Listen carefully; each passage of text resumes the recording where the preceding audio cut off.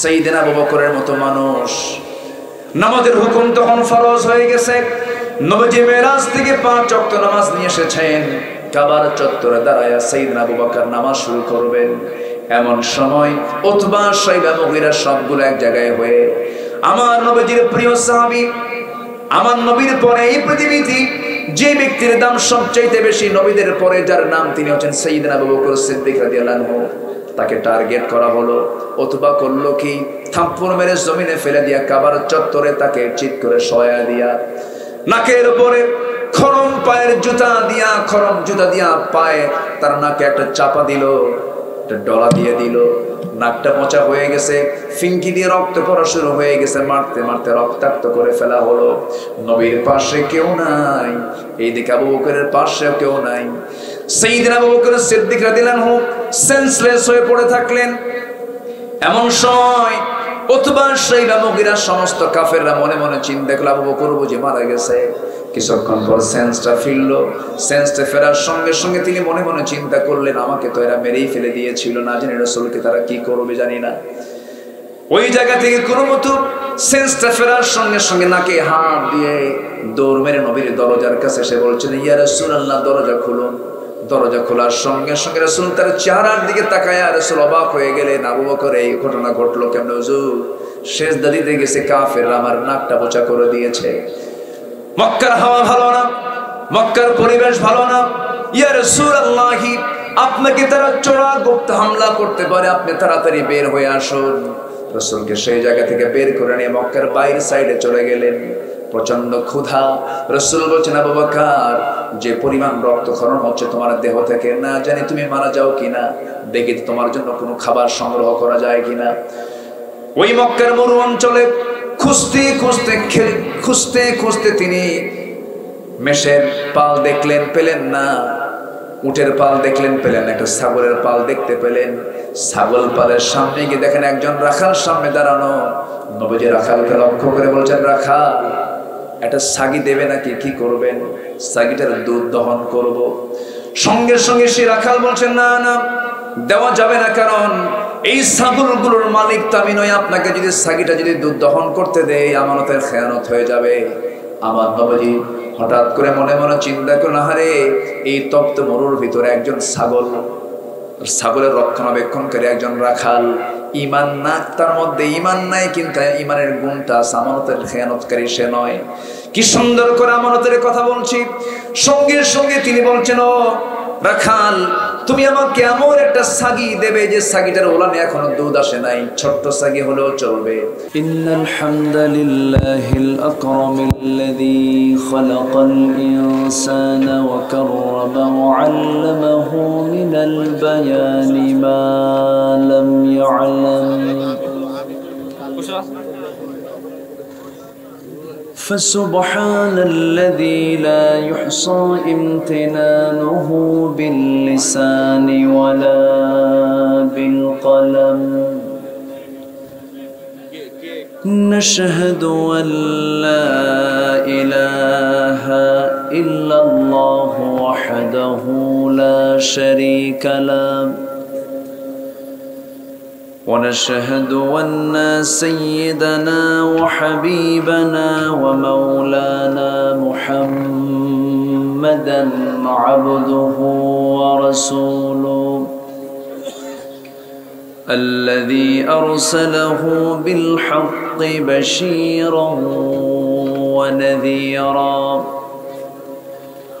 وداعيا إلى الله بإذنه وسراجا منيرا فقد قال الله تعالى في كلامه المجيد وفرقانه الحميد أعوذ بالله من الشيطان الرجيم بسم الله الرحمن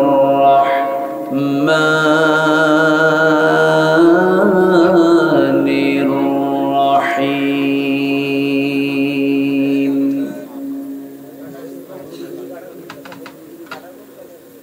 إن الذين آمنوا وعملوا الصالحات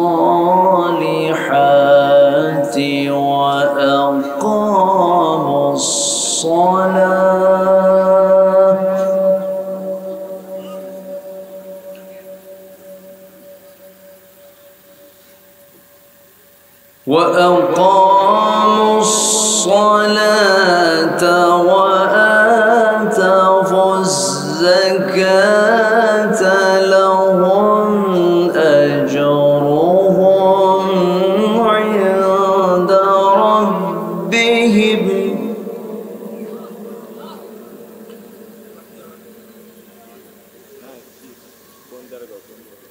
لهم أجرهم عند ربهم ولا خوف عليهم ولا هم يحزنون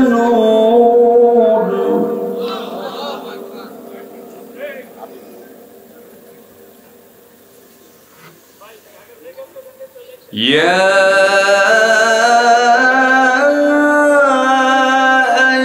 أيها الذين آمنوا اتقوا الله وذروا ما بقي من الربا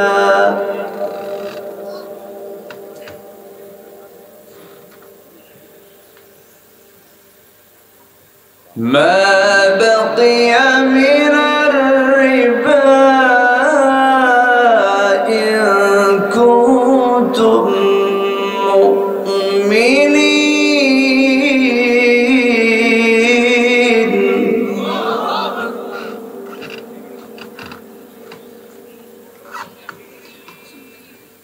فإن لم تفعلوا فأذنوا بحرب من الله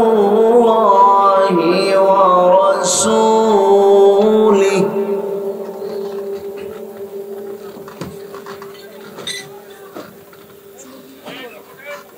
وإن تبتم فلكم رؤوس أموالكم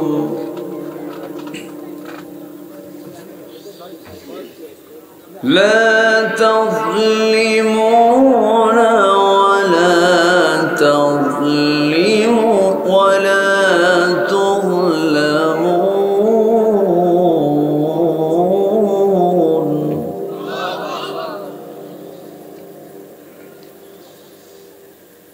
الله أكبر بسم الله الرحمن الرحيم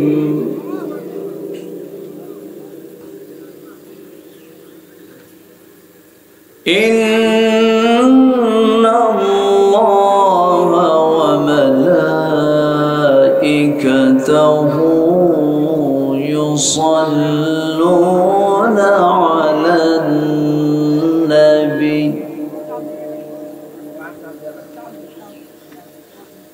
يا أيها الذين آمنوا صلوا عليه وسلموا تسليما اللهم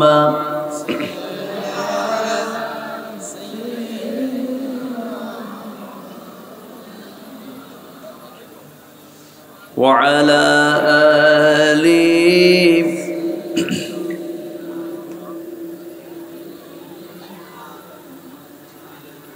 একটু মোহাব্বত দিয়ে নবীর প্রেমে মাতোয়ারা হয়ে আওয়াজ দিয়ে জোরালো কণ্ঠে সবাই বলুন আল্লাহুম্মা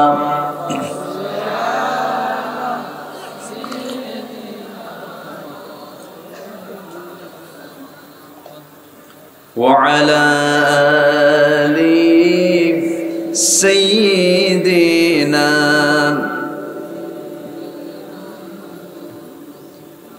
সবাই বলুন বালাগাল উলা বিকামালিহি কাশাফাত তুজা বিজামালিহি হাসনাত জামিউ খিসালিহি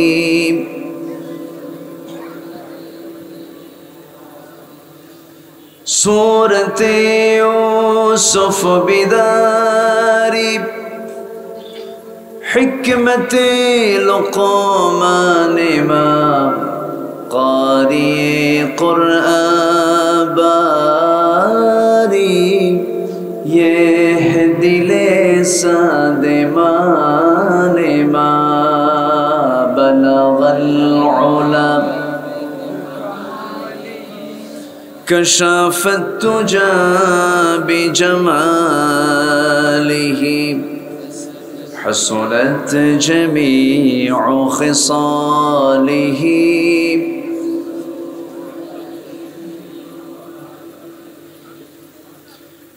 प्राकृतिक सौंदर्येर अपरूप लीलाभूमि खुलना अंचलेर सुंदरबन लागोया अंचल सीमान्तवर्ती जिला सातक्षीरार सदर उपजेलार आगरदार इउनियनेर अंतर्गत काशिमपुर माझेरपाड़ा हिफजुल कुरान हाफिजिया माद्रासा एवं जामे मस्जिद महफिल इंतजामिया कमिटी कर्तृक आयोजित बैशाखेर शेष तारीख 30 बैशाखे अनुष्ठित 52तम बार्षिकी ओयाज महफिल 2024 महती आयोजनेर सम्मानित सुयोग्य सभापति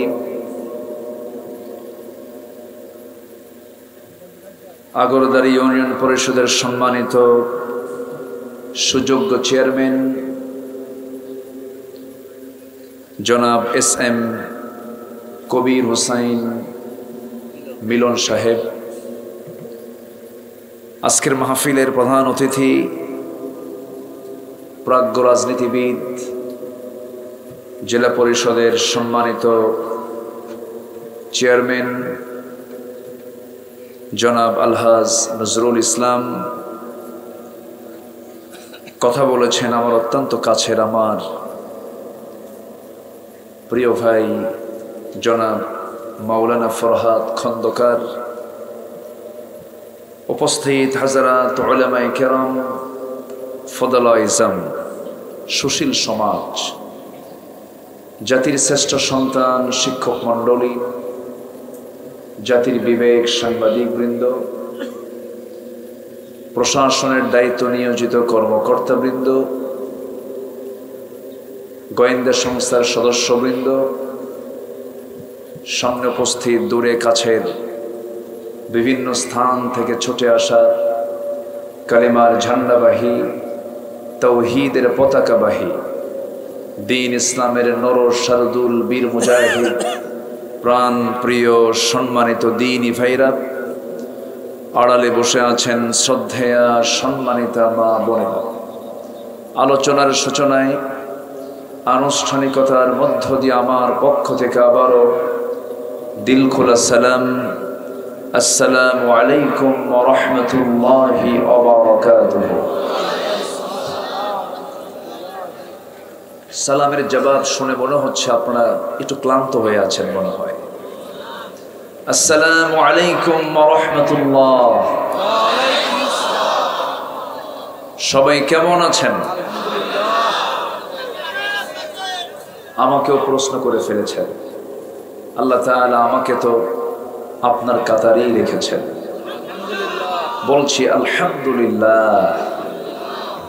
ভালো থাকার মতো শ্রেষ্ঠ নিয়ামতকে সাথে নিয়ে সারা দিনের সকল কাজকর্মের ইতি টেনে ক্লান্ত শ্রান্ত দেহটাকে স্বস্তি দেওয়ার জন্য আমরা যখন ধীরে ধীরে বিছানার দিকে চলে যাব, ঠিক সেই মুহূর্তে আমরা বসে আছি কোরআনের টানে জান্নাতের বাগানে।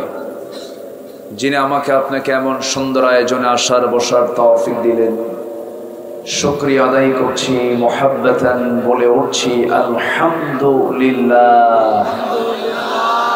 সবাই বলছি আল্লাহুম্মা আইন্নি আলা যিকরিকা ওয়া শুকরিকা ওয়া হুসনি ইবাদাতিকা।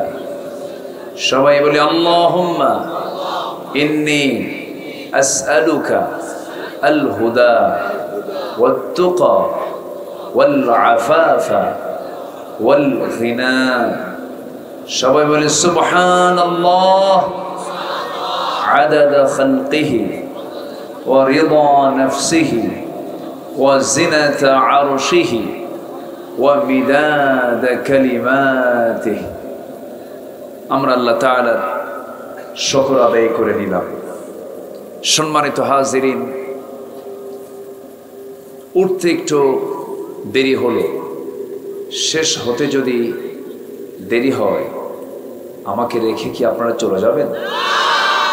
আমাকে সময় দেওয়া যাবে তো? সময় দিতে রাজি আছি তো ইনশাআল্লাহ? এত আবেগ ভালো না, আমি যতক্ষণ আছি ততক্ষণ থাকলেই হবে। যে আল্লাহ তাআলা সবাইকে শেষ অবধি, শেষ তক আল্লাহ তাআলা সবাইকে থাকার তৌফিক দান করুন। জোরে বলি আল্লাহুম্মা আমিন। আমি এদেশের 64 জেলার প্রত্যেকটা থানাতেও আমি গিয়েছি, মাহফিল করেছি আল্লাহর মেহেরবানি। দীর্ঘ এই 25-26 বছরের এই তাফসীর অঙ্গনে আমার এই পদচারণায় আমার কাছে মনে হয় সাতক্ষীরার মাটি এবং মেজাজ যেন মনে হয় মক্কা মদিনার সঙ্গে কিছুটা মিল আছে। বলি আলহামদুলিল্লাহ।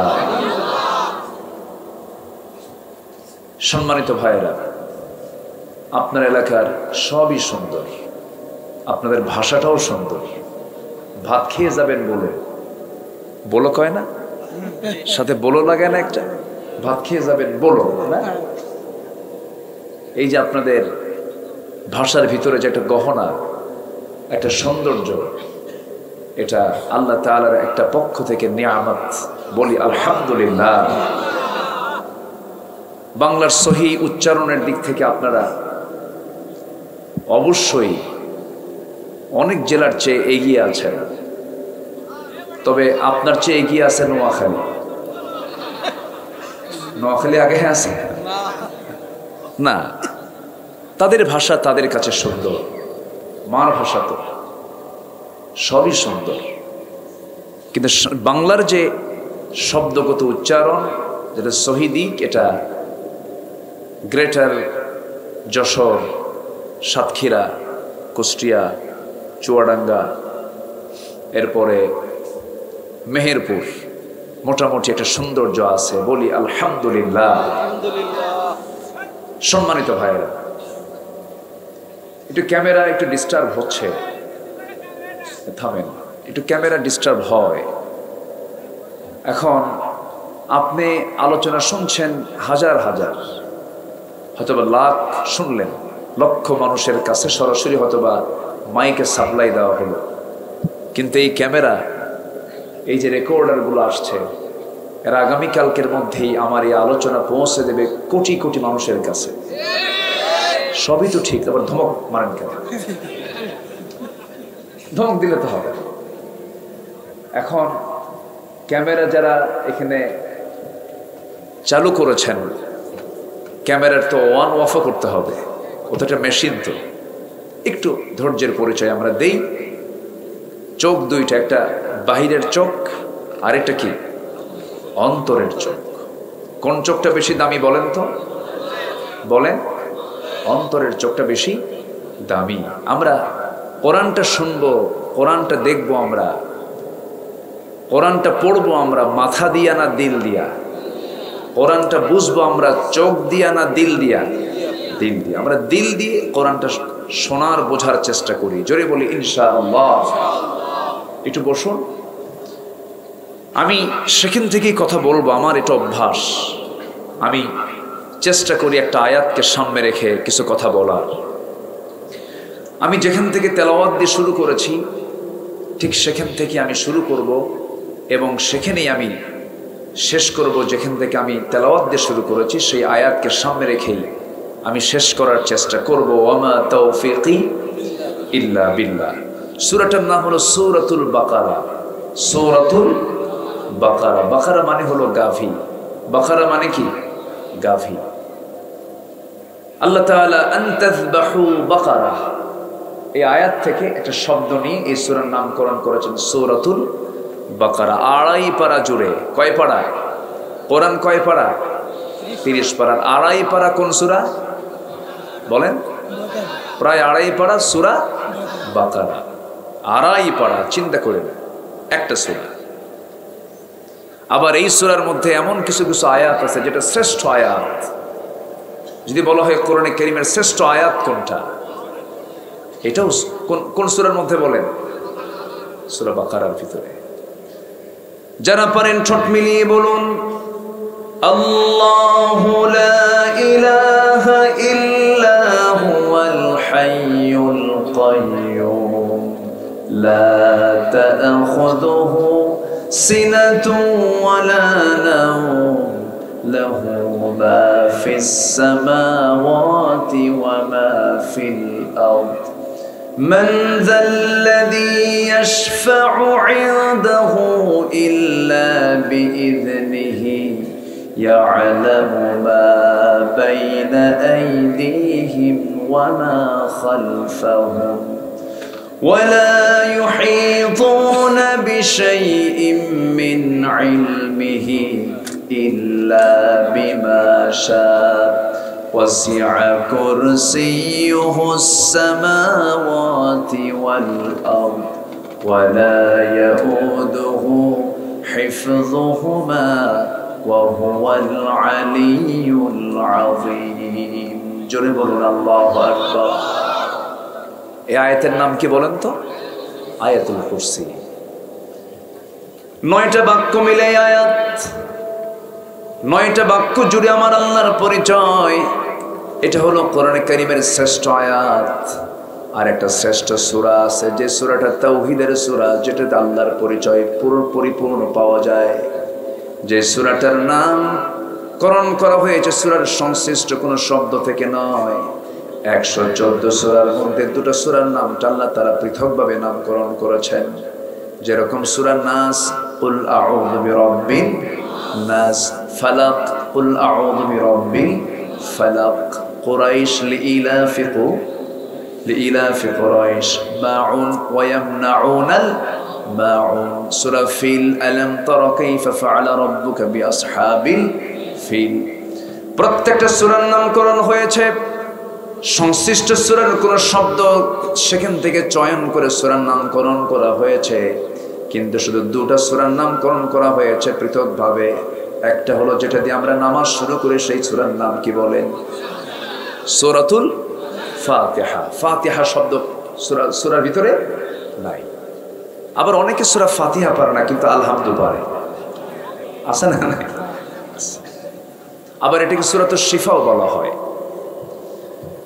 আরেকটা সূরা হলো যে সূরাটা শ্রেষ্ঠ সূরা, তাওহীদের সূরা। আল্লাহকে চেনার জন্য সবচেয়ে কমন, সবচেয়ে সংক্ষিপ্ত, মুখতাসার একটা সূরা। যারা পারেন ঠোঁট মিলিয়ে বলুন যে সূরাটা পড়লে পরে 3 বার পড়লে পরে গোটা কোরআন খতমের সমান সওয়াব আল্লাহ পাক তার আমলনামায় দিয়ে দেন। সবাই বলুন কুল হুয়াল্লাহু আহাদুল্লাহুস সামাদ লাম ইয়ালিদ ওয়া লাম ইউলাদ ওয়া লাম ইয়াকুল লাহু কুফুয়ান আহাদ। এই সূরার নাম কি? সূরাতুল ইখলাস। যদি কোনো বান্দা এই সূরাটা নিয়মিত পড়তে পারে, 3 বার করে পড়বে, গোটা কোরআন খতমের সওয়াব হয়ে যাবে। এত বরকত, এত দাম, এত সম্মান এই সূরার কেন দেওয়া হলো? কারণ এই সূরার টোটাল অংশ জুড়ে কার পরিচয়? আসতে বলে না, কার পরিচয়? এই দুনিয়াতে কারো প্রশংসা করলে সে মানুষটা বেজার হয় না খুশি হয়? খুশি হয়। মানুষ মানুষের প্রশংসা করলে পরে যেমন খুশি হয়ে যায়, আমার আল্লাহ তাআলার প্রশংসা যদি কোনো বান্দা করে, আমার আল্লাহ ব্যাপক খুশি হয়ে যান। যখন বান্দা নামাজে দাঁড়ায় যখন বলে আলহামদুলিল্লাহি রাব্বিল আলামিন, আল্লাহর সঙ্গে সঙ্গে দেরি না করে সঙ্গে সঙ্গে জবাব দিয়ে দেন হামিদানি আবাদি। আর রহমানির রহিম যখন বলে, আল্লাহ বলেন আসনা আলাইয়া আবাদি। যখন বান্দা বলে মালিক ইয়াউমিদ্দিন, আল্লাহ বলেন মাজ্জাদানি আবাদি। ইয়্যাকা না'বুদু ওয়া ইয়্যাকা নাস্তাঈন পর্যন্ত যখন বান্দা বলে, আল্লাহ বলেন হাদা বাইনি ওয়া বাইনা আবাদি। ইহদিনাস সিরাতাল মুস্তাকিম থেকে শুরু করে নিয়ে ওয়ালাদ-দালিন পর্যন্ত যখন বান্দা বলে, আল্লাহ বলেন বান্দারে নামাজের মধ্যে তুই এতক্ষণ ধরে যা যা চাইলি সমস্ত চাওয়া আমি আল্লাহ রাব্বুল আলামিন কবুল করে নিলাম। আবার বান্দা যখন রুকুতে চলে যায় আল্লাহ তখন অস্থির হয়ে যান। বান্দা যখন সিজদায় পড়ে কাঁদে আল্লাহ তখন সমস্ত ফেরেশতাকে ডাক দেন। ফেরেশতাকে ডাক দেন, ও ফেরেশতারা দেখ এই বান্দাটা আমার সঙ্গে কত সুন্দর করে নামাজের মধ্যে কথা বললো, রুকু দিল, শুধু রুকু নয় সিজদাও দিল। এই বান্দার তামাম জিন্দেগীর গুনাহ মাফ করে ওই বান্দার জন্য জান্নাতের বাজেট আমি আল্লাহ পাস করে দিলাম। নামাজ মানে নাজাত। নামাজ মানে কি? নাজাত। কিন্তু দুঃখজনক আমার দেশের নামাজি বেশি না বেনামাজি বেশি? আসতে বলো, নামাজি বেশি না বেনামাজি বেশি? কেন? ইসলামী সমাজের বৈশিষ্ট্য তেমন হওয়ার কথা ছিল না। অবশ্যই তাহলে সমাজ গঠনে সমস্যা আছে না নাই? সমাজ বিনির্মাণে সমাজটাকে সাজানোর জন্য যে নেতৃত্ব দরকার সেই নেতৃত্বের মধ্যে ফাটল, প্রবলেম, অপূর্ণতা, অযোগ্যতা, ব্যর্থতা, অসম্পূর্ণতা আছে না নাই? যদি নামাজি নেতৃত্ব থাকতো আজকে সমাজের অধিকাংশ লোক নামাজি হতো, ঠিক কি না? সংসদে বলে যে কিছু কিছু মাদ্রাসায় সেই 4:30টার দিকে উঠে ছাত্রদেরকে পড়ানো হয়। 4:30টার দিকে উঠে তারা কি পড়ে তারা নিজেরাও জানে না, শিক্ষকও জানে না। মানে কোরআনটা মুখস্থ করে, এটা তাদের খুব গায়ের জ্বালার কারণ। চিন্তা করুন, যাদের কাছে কোরআন শেখা বিরক্তকর মনে হয়, কোরআন তেলাওয়াত যাদের কাছে বিরক্ত মনে হয়, যাদের কাছে কোরআনের চর্চা বিরক্ত মনে হয়, আমি তো মনে করি তাদের সিনার মধ্যে লুকানো আছে, রক্তের মধ্যে লুকানো আছে আবু জেহেল, হামান, ফেরাউনদের রক্ত। আজকে সমাজের বেশি অধিকাংশ মানুষ যদি কোরআন শিখতো, কোরআন যে সিনায় থাকে সে কখনো বেনামাজি হয় না, ঠিক কি না? শিক্ষার হার বেড়েছে না কমেছে? বলেন, আজকে সমাজ আগের তুলনায় শিক্ষার হার কমেছে না বেড়েছে? বেড়েছে। কিন্তু কোরআন শেখার যে হারটা সেটা কি বেড়েছে? বাড়ে নাই। কয়জন কোরআন পড়তে পারে বলেন? যে মাহফিল আমরা আসছে কোরআনের মাহফিল, যদি আমি বলি এখানে যারা আসছেন সহি করে কোরআনটা পড়তে পারেন কয়জন? সবার হাত কি উঠবে? আসতে বলেন, সবার হাত কি উঠবে? কিন্তু এটা কি উচিত ছিল বলেন? কোরআন শেখা, কোরআনটাকে সুন্দর করে তেলাওয়াত করা সবার জন্য সুন্নত ওয়াজিব না ফরজ? সুন্নত ওয়াজিব না ফরজ? ফরজ। অথচ সেই ফরজের জ্ঞান আমাদের এখন অর্জন করা হলো না জাতীয়ভাবে।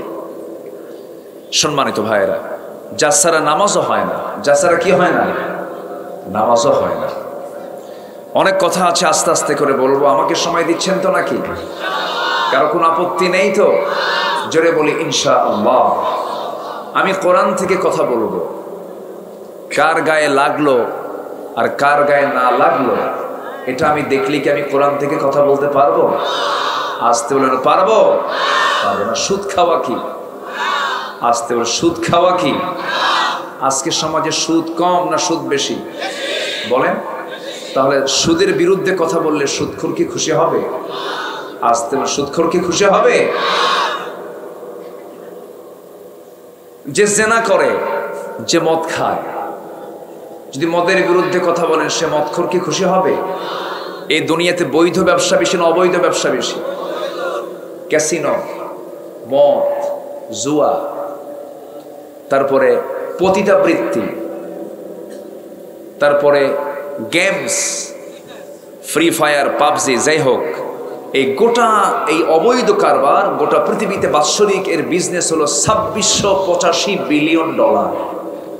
যেরকম নাউজুবিল্লাহ, $2685 বিলিয়ন শুধু এই পতিতাবৃত্তি, তারপরে মদ, জুয়া, ক্যাসিনো, গেমস, সাথে অবৈধ এই যে অস্ত্রের যে মহড়া গোটা পৃথিবীতে চলছে।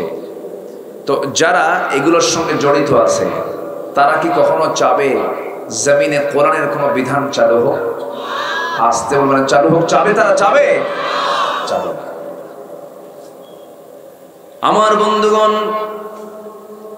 ভূমিকায় আমি কিছু কথা টেনে নিলাম, মূল আলোচনার দিকে আমি চলে যাচ্ছি, মূল আয়াতের দিকে আস্তে আস্তে চলে যাচ্ছি। সূরাটার নাম যেন কি বলেছিলাম বলেন? সূরাতুল বাকারা।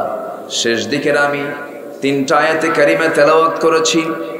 আল্লাহ রাব্বুল আলামিন তেলাওয়াতকৃত আয়াতের প্রথম আয়াতে 277 নম্বর আয়াতে মহান রাব্বুল আলামিন 4টা কাজের কথা বললেন।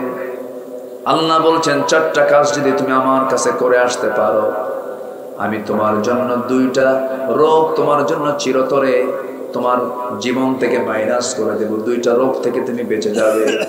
একটা রোগের নাম হলো ভয়, আর একটা রোগের নাম হলো চিন্তা।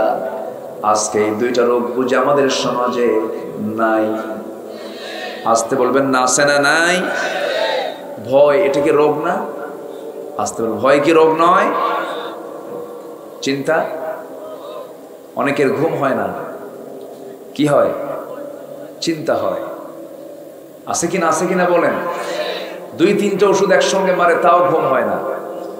আল্লাহ বলছেন 4টা কাজ করবা, কোনো ওষুধ খাওয়া লাগবে না, কোনো ভয়ও থাকবে না, কোনো চিন্তাও থাকবে না, আমি আল্লাহ দূর করে দেব সবকিছু। যেরকম সুবহানাল্লাহ। সম্মানিত ভাইয়েরা, সে ভয়টা কিসের? যেরকম শ্যামনগর, ওই বনাঞ্চলগুলো, সুন্দরবনের ভিতরে একটা প্রাণী আছে, যে প্রাণীটা যদি কোনো তার সামনে কোনো মানুষ পড়ে যায় আড়ালে, রয়্যাল বেঙ্গল টাইগার ওকে ছাড়বে? ওর কাজ কি? হিংস্রতা। সে মাংসাশী প্রাণী, কাউকে পাইলে সে সবল দেবে, তাকে ধরে ফেলবে। আমরা এই জন্য বাঘকে দেখে ভয় পাই, সিংহকে দেখে ভয় পাই, সাপের কি বলে এটাকে? সবল। আচ্ছা, সাপ যদি আপনাকে অ্যাটাক করে আমরা ভয় পাই কেন? এর যে যন্ত্রণা, এর যে দংশন, এর বিষাক্ত সবল আমার জীবনকে নাশ করে দিতে পারে। কিন্তু এই জায়গায় আল্লাহ রাব্বুল আলামিন এই ভয়ের কথা বলেন নাই, এই চিন্তার কথা বলেন নাই। আল্লাহ রাব্বুল আলামিন বলছেন তোর ভয়কে আমি আল্লাহ দূর করে দেব, তোর চিন্তাকে দূর করে দেব। এই যে সমাজে আমরা জাগতিক জীবনে যে ভয়ের মধ্যে অবস্থান করছি, আজকে আমরা বাঘের জন্য, বাঘের যে ভয় আমরা পাই, বাঘকে দেখে ভয় পাই, সিংহকে দেখে ভয় পাই, এরপরে বিষাক্ত সাপ দেখে ভয় পাই, যতটুকু না ভয় পাই এই সমস্ত প্রাণীগুলোকে দেখে, তার চাইতে আজকে মানুষ বেশি ভয় পায় হলো কিছু হিংস্র মানুষের ভয়ের কারণে। ঠিক কিনা? মানুষ কিন্তু ওই সমস্ত হিংস্র প্রাণীর চেয়ে আরো কি হিংস্র হয়ে গেছে। আজকে মানুষ সিংহকে দেখে বেশি ভয় পায় না মানুষ মানুষকে দেখে বেশি ভয় পায়?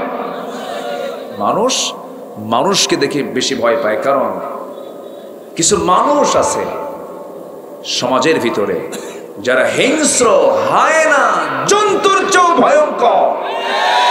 আছে না? নয়? আচ্ছা, সে জানে না যে একটা মানুষকে মেরে ফেলার অপরাধটা কি। সামান্য কিছু টাকা হাতে তুলে দিলে ভাড়াটিয়া খুন করে ফেলে। আজকে মানুষ মানুষকে খুন করছে, আজকে মানুষ মানুষকে হাসতে হাসতে মেরে ফেলছে। গোটা দুনিয়াতেই আজ এই চিত্র আমরা অবলোকন করছি। তাহলে মানুষ আজকে হিংস্র সেই বাঘ সিংহকে দেখে বেশি ভয় পায়, না মানুষ আজকে মানুষকে দেখে ভয় পায়? মানুষকে দেখে ভয় পায়। তাহলে এই ত্রাস, এই ভয় মানুষের মধ্যে যে আজকে বিরাজ করছে, আল্লাহ বলছেন 4টা কাজ যদি সমাজে চালু হয়ে যায়, এগুলো সমস্ত ভয়ে, সমস্ত ত্রাস সমাজ থেকে দূর করে দিবেন তিনি আমার কে? আসতে বলবেন না, তিনি আমার কে? লাফাতাহনা আলাইহিম বারাকাতিম মিনাস সামাই ওয়াল আরদ। আমার বন্ধুগণ, সেই 4টা কাজগুলো কি কি? একটা একটা করে একটু সময় লাগবে, মনোযোগ দিয়ে আমরা সবাই শুনবো। এই যে আমরা ওয়াজ মাহফিল আসছি, ওয়াজ শোনা আগে না ধৈর্য আগে? বলেন বলেন বলেন বলেন বলেন। ধৈর্য আগে। কেউ দয়া করে উঠবেন না। আপনাকে দেখে, আপনি যদি উঠে যান, আপনাকে দেখে আরেকজন উঠবে। আমার এই কথাগুলো বলা লাগতো না, বেশি রাতে তো টাইম সিলেকশনটা হয়নি। ওয়াজ শোনার মূল সময় কিন্তু এটা নয়। ওয়াজের মূল সময় হচ্ছে 9টা থেকে সর্বোচ্চ 11টা, এর মধ্যে মাহফিল শেষ হলে ভালো হয়। যেহেতু উঠতে একটু দেরি হয়েছে, সঙ্গত কারণেই একটু আমাকে সময় দেবেন। আমি খুব অল্প সময়ে এই আয়াতের হকটা আমি আদায় করার চেষ্টা করছি। জোরে বলি ইনশাআল্লাহ। কয়টা কাজ বলেন তো? 4টা কাজ। একটু কান লাগাবেন, মনোযোগ দিয়ে শুনবেন। অথবা আপনি যদি নাও বুঝেন, আপনি চুপ করে বসে থাকবেন, অন্যজন আপনার কারণে সে বুঝে একটা পরিবেশ পাবে, আপনার জন্য আপনিও সওয়াব পাবেন। একটু বসেন। আল্লাহ রাব্বুল আলামিন সেই 4টা কাজের কথা বলেছেন। যারা পারেন আমার সঙ্গে ঠোঁট মিলিয়ে বলুন, ইন্নাল্লাযীনা আমানু ওয়া আমিলুস সালিহাতি ওয়া আকামুস সালাহ ওয়া আতাবুস যাকাহ লাহুম আজরুহুম ইনদা রাব্বিহিম ওয়া লা খাউফুন আলাইহিম ওয়া লা হুম ইয়াহজানুন। জোরে বলুন আল্লাহু আকবার। আল্লাহ রাব্বুল আলামিন বলেন, ইন্না, নিশ্চয়, আল্লাযীনা, যারা, নিঃসন্দেহে যারা, আমানু, 1 নাম্বার হলো যারা ঈমান আনবে। 1 নাম্বার কাজ হলো ঈমান আনা। এখানে বেঈমান কেউ আছে নাকি? আসতে কয়, এখানে বেঈমান কেউ আছে? কেউ কি বলে যে ভাই আমি বেঈমান? কেউ বলে? ঈমান না থাকুক, কিন্তু কি কয় আমার ঈমান আছে। এক বেঈমানও আরেকজনকে বেঈমান করে, আছে না নাই? বলে আছে। নিঃসন্দেহে যারা ঈমান আনবি, এখানে যারা বসে আছেন, অবশ্যই সবার মনে মনে একটা আশা যে আমি ঈমানদার। কিন্তু আমি ঈমানদার কিনা এটাকে যাচাই করার জন্য কোন কিতাব দরকার? বলে আসতে বলবেন না, কোন কিতাব দরকার? কোরআনটা দরকার। আসেন, আমার ঈমান আছে কি নাই এইটা কোরআন থেকে জেনে নেই। যদি আমরা কোথাও ধোঁয়া উঠতে দেখি, আমরা বুঝবো ধোঁয়ার নিচে কি আছে। বলেন আগুন আছে। ধোঁয়া প্রমাণ করে দেয় এর নিচে কি আছে? আগুন আছে। দিনের বেলা সূর্য দেখলাম, সূর্য যখন উদয় হলো তখন বুঝতে পারছি সারাটা দিন আমরা আলোকিত থাকবো। যখন সন্ধ্যা হয়ে যায় তখন বুঝবো এই যে রাত চলে আসলো। কোন একটা ঘরের মধ্যে ঢুকবো, আমি ঘরের মধ্যে ঢুকে যদি আমি এখানে গোবর, এখানে গোবর, এখানে গোবরও যদি দেখতে পাই, এটা কি বলবো আমার মানুষের ঘর না গরুর ঘর? গরুর ঘর। ঠিক তেমনি আমি যে ঈমানদার, আমি জান্নাত পছন্দের ঈমানদার, এটাকে প্রমাণ করার জন্য আমার মধ্যে কোন কোন সিমটম গুলো থাকা দরকার, সেই সিমটম গুলো যদি থাকে আমি ঈমানদার। নচেত আমার নামে ঈমান কিন্তু কামে কোনো ঈমান নাই। একটু আসেন আমরা মনোযোগ দিয়ে শুনি, একটু কান লাগাই। বাবার নাম আব্দুল করিম, আমার নাম আব্দুল রহিম, দাদার নাম শহীদুল ইসলাম, বাবার নাম শরীফুল ইসলাম, আমার নাম রফিকুল ইসলাম। তিনি ইসলাম তো আছে, আমি তো মুসলমান, আমি তো জান্নাতে যাবই না। বংশগত পরিচয় দিয়া নামের শুধু বড়াই করে মুসলিম পরিবারে জন্ম নিয়ে জান্নাত কখনো লাভ করা যাবে না। এমনকি আমার দেশে কিছু কিছু লোকের নামই আছে ইমান আলী। কি নাম বলেন? ইমান আলী, কিন্তু নামাজ নাই।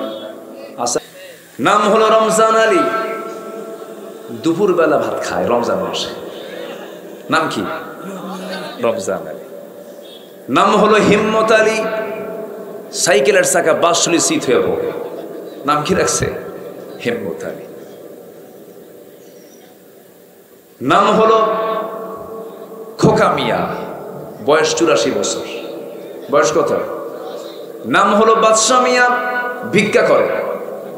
নাম কি রাখছে? বাদশা মিয়া। নাম হলো আতর আলী, গোটা গায়ে গাজার গন্ধ। নাম কি? আতর আলী। নাম দিয়ে তো কাজ হবে না, বংশ দিয়েও কাজ হবে না। নাম দিয়ে আমি জান্নাত পাবো না, বংশ দিয়েও আমি জান্নাত পাবো না। জান্নাত পেতে হলে নাম বংশ দরকার না, ইমান দরকার। বলেন, ইমান দরকার, ইমানের গুণগুলো দরকার। যদি বংশ দিয়ে জান্নাত পাওয়া যেত, আমার নবীর বংশ আর আবুল আহাবের বংশ দুই না এক? এক বংশ। বংশ দিয়ে যদি জান্নাত পাওয়া যেত, আবুল আহাব জান্নাত পেয়ে যেত। বংশ দিয়ে যদি জান্নাত পাওয়া যেত, আবু তালেবও জান্নাত পেয়ে যেত। আমার নবীর জন্য, আবু তালেবের জন্য আমার মাঝে মাঝে একটু আফসোস হয়, আবু তালেব কি না করেছেন। আমার নবীজির বাবার ইন্তেকাল হলো, মার ইন্তেকাল হলো, আবার 8 বছর বয়সে দাদা আব্দুল মুত্তালিবের ইন্তেকাল হলো। ওই 8 বছর থেকে শুরু করে নিয়া আমার নবীজির নবুয়তের জিন্দেগি পর্যন্ত এই আবু তালেব নবীর পাশে থেকে যে ভূমিকা পালন করেছেন, নবীকে যে মোহাব্বত প্রদর্শন করেছেন, যে পরিমাণ ত্যাগ স্বীকার করেছেন, জেল পর্যন্ত খেটেছেন সেই আবু তালেবে। এত কষ্ট করার পর আবু তালেব জান্নাতি না জাহান্নামী? কি নাই? আসতে বলে, জোরে একটু জোরে বলবে, কি নাই? ইমান নাই। আমার বন্ধুগণ, বাবার পরিচয় দিয়েও জান্নাত পাওয়া যাবে না। নবীর বাপ হয়েও লাভ নাই, আবার নবীর সন্তান হয়েও লাভ নাই, নবীর ছেলে হয়েও লাভ নাই। নবীর বাবা ছিল আজর, জাহান্নামী। ইব্রাহিম আলাইহিস সালামের মতো বাপ, তার মতো বাপ জাহান্নামী। আবার নূহ আলাইহিস সালাম বড় একজন পয়গম্বর ছিলেন। ইন্নী দাআউতু কওমি লাইলা ওয়া নাহারা, দিনে রাতে তিনি কালিমার দাওয়াত দিয়েছেন। কিন্তু 900 বছর দাওয়াত দেওয়ার পরও তার বউ এবং তার সন্তানও কালিমা পড়ে নাই। কেনানটা জাহান্নামী, তার সন্তান জাহান্নামী, তার বউটা জাহান্নামী। কারণ কি নাই? আসতে বলবেন না, কি নাই? ইমান নাই। তাহলে বোঝা গেল, বাবার পরিচয় দিয়ে জান্নাত পাওয়া যাবে না, বংশের পরিচয় দিয়ে জান্নাত পাওয়া যাবে না, চেহারা দিয়ে জান্নাত পাওয়া যাবে না, নেতার পরিচয় দিয়ে জান্নাত পাওয়া যাবে না, অর্থবিত্ত দিয়ে জান্নাত পাওয়া যাবে না। জান্নাত পাওয়ার জন্য 1 নম্বর শর্ত হলো ঈমান, ঈমান, ঈমান। ঠিক কি না? ঈমান। পীরের ছেলে বলে আপনি জান্নাত পাবেন না। অনেকদিন আগে এক মাহফিলে আমি পার্টিসিপেট করলাম, অংশগ্রহণ করলাম। সেখানে আরেকজন মেহমান, একটু বয়স্ক মানুষ। তো আমি ওনাকে দেখে সালাম দিলাম, উনিও অতিথি। সালাম দিলাম। অনেকে আছে সালাম দিলে উত্তর খুঁজে পাওয়া যায় না, আছে না? কিছু কিছু আছে আছে সালাম দিবেন আসসালামু আলাইকুম, আওয়াজ নাই। এটা মানুষের কিছু বদস্বভাব। এটা সালাম, এটা হচ্ছে সবচেয়ে শ্রেষ্ঠ দোয়া। সালামের যে জবাব সঠিকভাবে দেয় না, এটা সে ইসলামের এটা বড় একটা হুকুম থেকে সে নিজেকে বঞ্চিত রাখে। তো সালাম দিলাম, উত্তর তেমন নাই। তো আমি তাকে আবার কাছে টান দিয়ে বললাম, মুরব্বী আপনার পরিচয়? উনি খেপে গেলেন আমার উপরে। খেপে গিয়ে বলতেছে, আমি অমক পীর জাদা। কি জাদা বলেন তো? পীর জাদা। খুব জোর গলায় বললেন। তা আমি শুনলাম, আমি আর কিছু বললাম না। তা আমাকে আবার উল্টা প্রশ্ন করেন, আপনার পরিচয়? বললাম, আমি তো নবী জাদা। কি জাদা? নবী জাদা। আমি পীরকে মহব্বত করি, আবার ভুল বুঝবেন না। আমি পীরকে মহব্বত করি যদি সঠিক পীর হয়, যদি শাহজালাল ইয়ামিনের মতো হয়, শাহ পরানের মতো হয়, আপনাদের বুকে আছেন খান জাহান আলীর মতো হয়, মাইনুদ্দিন চিশতি রহমতুল্লাহের মতো হয়, রাজা পৃথ্বীরাজের বিরুদ্ধে যারা মোকাবেলা করেছেন, এরকম হক যদি হয় কোনো আপত্তি নাই। কিন্তু গাঁজা খাওয়া দরবার পিটাইয়া সোজা করা দরকার, ঠিক কিনা? আছে না নাই? গাঁজা খায়, গাঁজা নাকি বেহেশতের গাছ। যেরকম নাউজুবিল্লাহ, কত যে ভণ্ডামি আমার দেশে আছে। আল্লাহ তুমি এই সমস্ত ভণ্ডামি থেকে জাতিকে হেফাজত করো, জোরে বলি আল্লাহুম্মা আমিন। ভাইরে, একটু মনোযোগ দিয়ে কথাগুলো শুনুন, খুব গুরুত্বপূর্ণ কথা। ওয়াজ তো আমার না, ওয়াজ মূলত কার? ওয়াজ কি আমার? ওয়াজ কি কোনো মোল্লা? ওয়াজ মূলত কার? আল্লাহ। তো আমি যখন কইছি নবীজাদা, ওনার মনটা খুব খারাপ হয়ে গেল। আপনি এরকম করে বললেন কেন? হ্যাঁ, আপনি যদি পীরের ছেলে, যদি পীরজাদা হন, আমি নবীর ছেলে, আমি নবীজাদা, আমার বাপ আদম উনি নবী, আমি তার ছেলে নবীজাদা, তাহলে ডিগ্রি কি তার বেশি হলো না আমার বেশি হলো? লাভ কি? নবীর ছেলে হয়ে লাভটা কি বলেন? নবীর বাপ হয়ে লাভ কি? আর নবীর ছেলে হয়ে লাভ কি? লাভ হবে কি দিয়া? জোরে বলেন, আরো জোরে বলেন, ঈমান। এখন প্রশ্ন হলো, আমার যে ঈমান আছে আমি বুঝবো কেমনে? আমার যে ঈমান আছে আমি বুঝবো কেমনে? এটা কি জানার দরকার আছে? শুনবেন? আমাকে সময় দিচ্ছেন? জোরে বলে ইনশাআল্লাহ। প্রচন্ড ধৈর্য আপনাদের মধ্যে আমি ফিল করছি, আলহামদুলিল্লাহ। এত রাতে 12:15 বাজে, কিন্তু কোনো লোকের কোনো নড়াচড়া নেই। এটা প্রমাণ হয় কদমতলা এই এলাকার মানুষের ভিতরে ইসলামের চেতনা অত্যন্ত মজবুত, অত্যন্ত মজবুত, অত্যন্ত মজবুত। বলি আলহামদুলিল্লাহ। বসি। আমার ঈমান যে আছে আমি বুঝবো কেমনে? এটার ওজন করার জন্য কোন কিতাবটা আছে বলেন তো? কোরআনটা আছে। আসুন কোরআনের আয়নায় আমরা দেখে নেই আমাদের চেহারা, ঈমানের চেহারাটা কেমন। কিসের আয়নায়? এই আয়নায় আমরা দেখে নেই যে আমাদের ঈমানের চেহারাটা কেমন।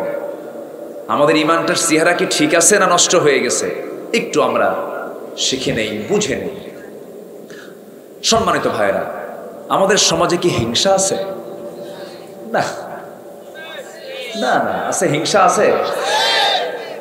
হিংসা কি ঈমানদারের গুণ? এটা কি ঈমানের গুণ না ঈমানের রোগ? বলেন, ঈমানের গুণ না ঈমানের রোগ? রোগ। হিংসা আছে যার, আমল নষ্ট হবে তার। ঈমানের রোগ, হিংসা একটা রোগ। একজনের একটু উন্নতি হয়, একটু বড় হতে থাকে, আরেকজনের ঘুম হয় না। এরকম লোক তো সাতক্ষীরায় নাই, আছে? একটু জমি কেনে, একটু পরিশ্রম করে, চাষি মানুষ, বছর হতে 1 বিঘা জমি কিনলো। জমি কি এমনি কিনছে? হিংসায় ওর ঘুম হয় না, আছে না নাই? মেয়েকে একটু ভালো জায়গায় বিয়ে দিছে, একটু ভালো ভালো ঘরে বিয়ে হয়েছে, প্রতিবেশীর ঘুম হয় না, খুব হিংসা করে। একজন একটু পড়াশোনা করেছে, একটা রিক্সাওয়ালার ছেলে মাস্টার্স ডিগ্রি পাস করেছে, ভালো একটা চাকরি বাকরি পাইছে, প্রতিবেশীর ঘুম হয় না, হিংসা করে। আছে কি না? এটা মনে হয় নাই এলাকায়, আছে না? আছে। এটা কিসের রোগ বলেন তো? বলেন কিসের রোগ? বলেন তো কিসের রোগ? ঈমানের রোগ। এক বেচারি বিয়ে করবে, আগের যুগে তো বিয়ে করতো ঘোড়া নিয়ে, তো বিয়ে করবে গ্রামের এক মুরব্বীর ঘোড়া আছে, তার কাছে গিয়ে বলছে, চাচা আমার অমুক দিন বিয়া, তো আপনার ঘোড়াটা যদি আপনি দিতেন তাহলে আমি বিয়েটা করতে পারতাম। আমি আপনার ঘোড়াটা আমার বিয়ের দিনের জন্য একটু চাচ্ছি। তো চাচা রাগ করে কইছে, আমি তোরে ঘোড়া দেবো না, যা। বেচারি চলে আসছে বাড়িতে, সবে কদর রাত্রে গিয়ে আল্লাহর কাছে দোয়া করে, আল্লাহ আজকের এই রাত্রে তোমার কাছে আমার একটাই দোয়া, সেই দোয়াটা হলো বুড়ার যেন ঘোড়া মরে। বুড়ার যেন কি মরে? ঘোড়া মরে। এই দোয়া করে চলে আসছে বাড়িতে, এসে দেখে মার চোখে পানি, মা কান্দে। কে মা তুমি কান্দো কেন? কে বাবা তোর গরু মরছে। তোর কি মরছে? গরু মরছে। তাহলে দোয়ার কারণে কি মালাকুল মউত আসে নাই?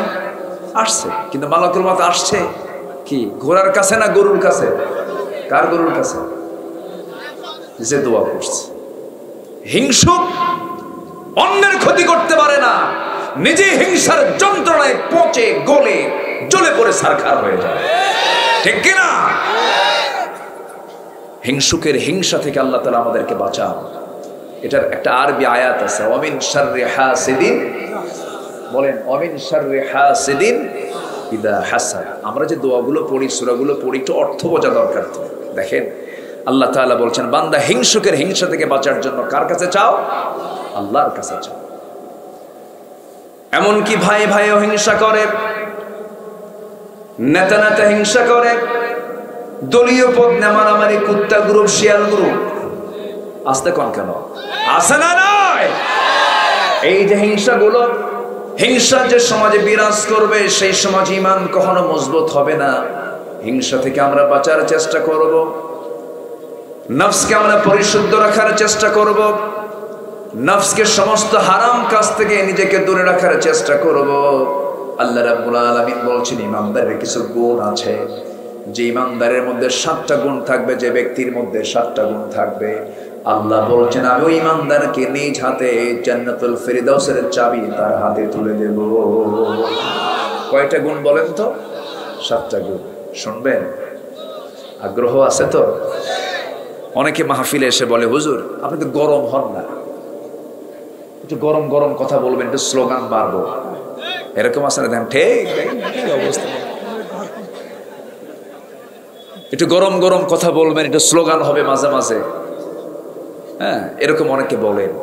ভাইরে, রাসূল দাওয়াত দিয়েছেন মক্কায় কত বছর বলেন তো? 13 বছর। মার খেয়েছেন না মার দিয়েছেন? আসতে কয়। মার খাইছেন না মার দিছেন? মার খাইছেন। আমার নবীজি মক্কায় যতদিন ছিলেন, কাবার ভিতরে একটা না 360টা মূর্তি ছিল। 360টা মূর্তি ছিল। আমার নবীজি একদিন মনে মনে ভাবলেন যে আমি একটু এর ভিতরে ঢুকবো, কিন্তু চাবিটা হলো আবু জেহেলের নিয়ন্ত্রণে। কার নিয়ন্ত্রণে? আবু জেহেল, শত্রু। তো কাবার চাবি যে ব্যক্তিটার হাতে, তার নাম হলো ওসমান বিন তালহা। এখনো এই ওসমান বিন তালহা পরিবারের কাছেই কাবার চাবিটা আছে। অনেক লম্বা কথা, যদি সময় দেন শোনাবো।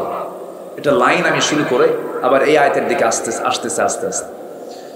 তো আমার নবী আস্তে করে ওসমান বিন তালহার কাছে গিয়ে বলেন, ওসমান বিন তালহা, আমার খুব শখ, তুমি যদি আমাকে চাবিটা দিতে, এটা ভিতরে ঢুকতাম। ওসমান বিন তালহা আবু জেহেলের লোক সেই সময় ছিলেন, পরবর্তীতে কালিমা পরে মুসলমান হয়ে গেছেন। যখন মক্কা বিজয় হয়েছিল সেই সময় তিনি কালিমা পরে মুসলমান হয়ে গেছেন। ওসমান বিন তালহার কাছে রাসূল যখন প্রস্তাব দিলেন, ও ওসমান, চাবিটা আমার হাতে দিয়ে দাও, আমার রাসূলকে সঙ্গে সঙ্গে একটা ধাক্কা মেরে দিল। নবীজি মুখ থুবড়ে পড়ে গেলেন। নবীজি মুখ থুবড়ে পড়ে যাওয়ার পর আস্তে আস্তে করে আবার দাঁড়ালেন, একটা মুচকি হাসি মারলেন। আমার নবীজির সারা জীবনের আদর্শ ছিল, কোন ব্যক্তি যখন তাকে ব্যক্তিগত আক্রমণ করত, রাসূল হাসি মুখে উড়া দিয়া তাকে মাফ করে দিতেন। আমার নবীজি প্রতিশোধ নিতেন না, ক্ষমা করতেন। আমার রাসূল নিজে বলেছেন, যার ক্ষমতা আছে থাপ্পড় মারার, কিন্তু থাপ্পড় মারল না। যার ক্ষমতা আছে ও প্রতিশোধ নেবার, কিন্তু প্রতিশোধ নিল না, সে সবচাইতে বড় বীর। আল্লাহু আকবার।